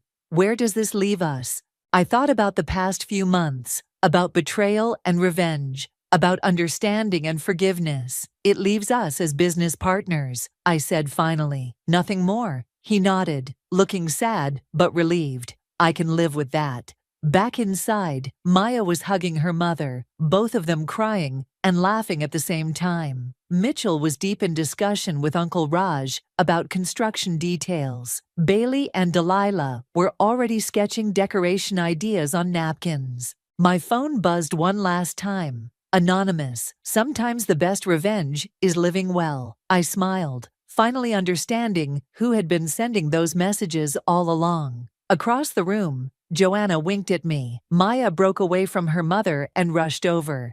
Penny, Mom wants to invest in Mumbai Dreams. Can you believe it? Actually, I grinned, I can. But first, we have a wedding to plan. A real one this time. The perfect showcase, she agreed, then hesitated. You know I really am sorry, right? For everything. I hugged her. I know. Now let's show Mumbai what happens when women support each other instead of tearing each other down. The rehearsal dinner turned into an impromptu business meeting, with ideas and plans flowing as freely as the champagne. Looking around, I realized that sometimes the best endings aren't about getting even. They're about getting better. The morning of Maya's wedding arrived with unexpected chaos. Not the chaos I'd originally planned, but the kind that comes with launching a business and hosting a wedding simultaneously. The presentation screens aren't syncing. Bailey rushed into the bridal suite, tablet in hand. We can't showcase the 3D venue tours. Maya, halfway through her makeup, remained surprisingly calm. Penny will handle it, right? I was already dialing Ronald. Meet me at the control room. Bring your laptop. The venue buzzed with activity. Wedding guests mingling with potential clients. Society photographers capturing every detail. Our first major event as Mumbai Dreams had to be perfect. There you are, Ronald called from the control room doorway. I think I know what's wrong. We worked side by side, fixing the technical issues while trying to ignore our complicated history. Finally, the screens flickered to life, displaying our architectural renderings in stunning detail. Just like college, Ronald smiled. Remember that final project we saved 10 minutes before presentation? This isn't college, I reminded him. And we're not. I know, he cut in. Business partners only, I remember. A commotion outside drew our attention. Maya's mother was arguing with the catering staff. These aren't the appetizers we ordered, she exclaimed. How will this look to Uncle Raj's associates? I rushed over. Actually, these are better. Trust me. She hesitated, then tried one. Her eyes widened. This is amazing. Fusion cuisine, I explained. Traditional flavors with modern presentation. Maya's idea. Speaking of Maya, she lowered her voice. She's asking for you. Something about cold feet. I found Maya pacing in the bridal suite, looking stunning in her designer lehenga. I can't do this, she blurted out. The wedding. The business launch. It's too much. Hey, I grabbed her shoulders. Remember when we were 22 and you talked me through my first client presentation? She nodded. What did you tell me then? That you were born for this, she whispered. That fear means you're about to do something amazing. Exactly. And look at everything we've built in just 2 months. Mumbai Dreams is already trending on social media. But what if? A knock interrupted us. Mitchell poked his head in. I know it's bad luck, he said, but I need to show you something. We followed him to the main hall. The screens were now showing a live feed of guests arriving, interspersed with our portfolio. Business cards were being exchanged. People were signing up for consultations. 3 more bookings already, Mitchell beamed. Uncle Raj's friends are impressed. Maya's eyes filled with tears. Really? Really? He took her hand. And I've never been more sure about anything in my life. I slipped away, giving them their moment. Outside, I found Joanna directing photographers. You can stop sending anonymous messages now, I told her. Mission accomplished. She laughed. I have no idea what you're talking about, but look. She pointed to where Maya's mother was proudly showing Uncle Raj's wife their business portfolio. Some dreams just need a little push. The ceremony began as the sun set. I stood beside Maya, watching her and Mitchell exchange vows. Their personal touches blended seamlessly with tradition, just like our business model. During the reception, I clinked my glass for the maid of honor speech. The room quieted. When Maya asked me to be her maid of honor, I had different plans. Nervous laughter from those who knew the truth. But life has a funny way of showing us what really matters. Today isn't just about a wedding. It's about having the courage to chase your dreams, even when the people you love don't understand them yet. I raised my glass to Maya and Mitchell, who proved that the best partnerships are built on trust, understanding, and the willingness to take risks together. And to Mumbai Dreams, where we make those kinds of partnerships possible for others. The crowd applauded. Maya hugged me, whispering, "Thank you for not going through with your revenge. Thank you for giving me something better to believe in." Later, as the party wound down, Bailey found me by the dessert table. "So," she said, "was it worth it? Giving up your revenge plot?" I watched Maya dance with her mother, both laughing, as Mitchell tried to keep up. I saw Ronald showing venue designs to interested clients.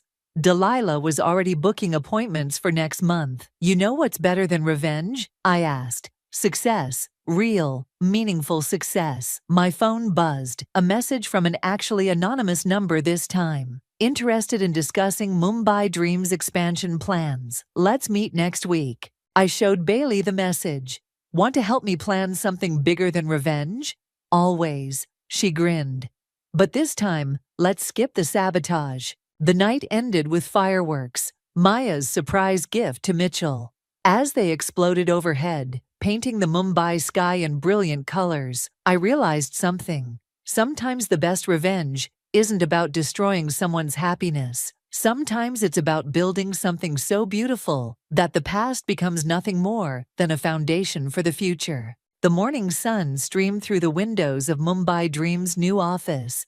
As I pinned the last blueprint to the presentation board, our biggest project yet, transforming an old heritage building into a modern event space while preserving its historical charm. "Ready?" Maya breezed in, carrying 2 cups of coffee. "Uncle Raj is bringing the investors in 10 minutes. Almost." I adjusted the blueprint. "Where's Ronald?" "Running final structural calculations. Mitchell's with him." The office buzzed with energy. In the main area, Bailey directed our growing team of designers, while Delilah coordinated with vendors.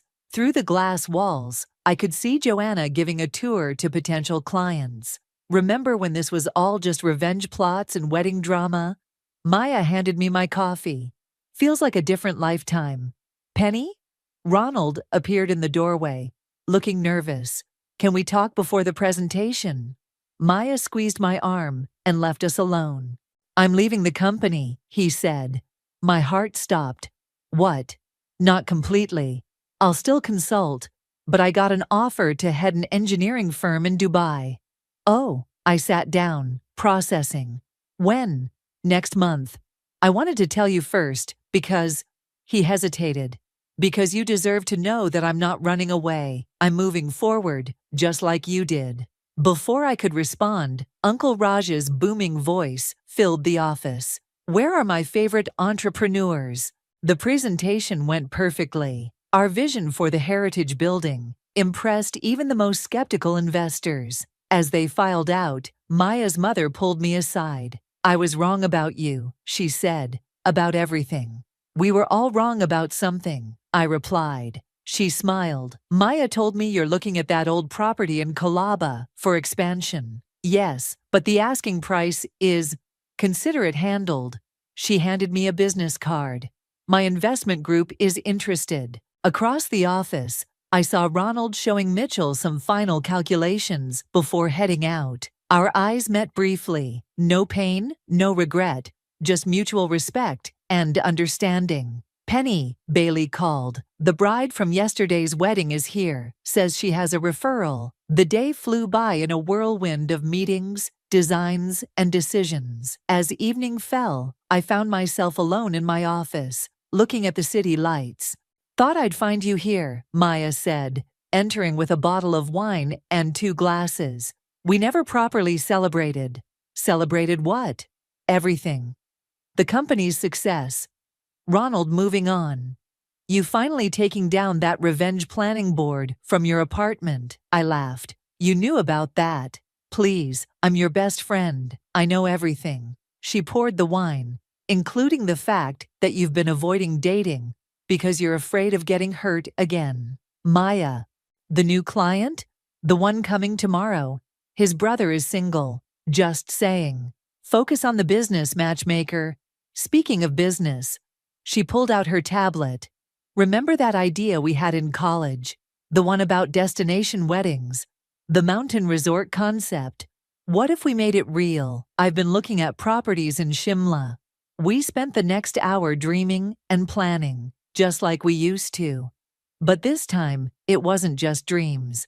We had the power to make them reality. My phone buzzed, a message from Joanna. Drinks, the whole team's heading to Mondegar. We should go, Maya said. Celebrate with everyone. At the cafe, surrounded by our team, now more like family. I watched Maya show Bailey the Shimla properties, while Mitchell and Delilah debated color schemes. Even Ronald had joined us one last time, sharing Dubai architecture photos with the designers. Speech, someone called out. I stood, raising my glass. To new beginnings, to dreams that become reality, and to learning that sometimes the best revenge is building something so amazing that the past becomes irrelevant. To Mumbai dreams, they cheered. Later, walking home through the familiar streets, I stopped at the spot where I'd once plotted my revenge. The city felt different now, full of possibility rather than pain. My phone buzzed, an email from a potential client. Saw your heritage building presentation. Interested in discussing my property in Goa. I smiled, already imagining the possibilities. Revenge had brought me here, but passion and purpose would take me forward. The future wasn't about getting even. It was about getting better, dream by dream, building by building, story by story. And this was just the beginning. I pulled out my phone and typed a message to Maya. About that Shimla project, I have some ideas. Because the best stories don't end with revenge. They end with creation, with growth, with transformation. They end with dreams coming true.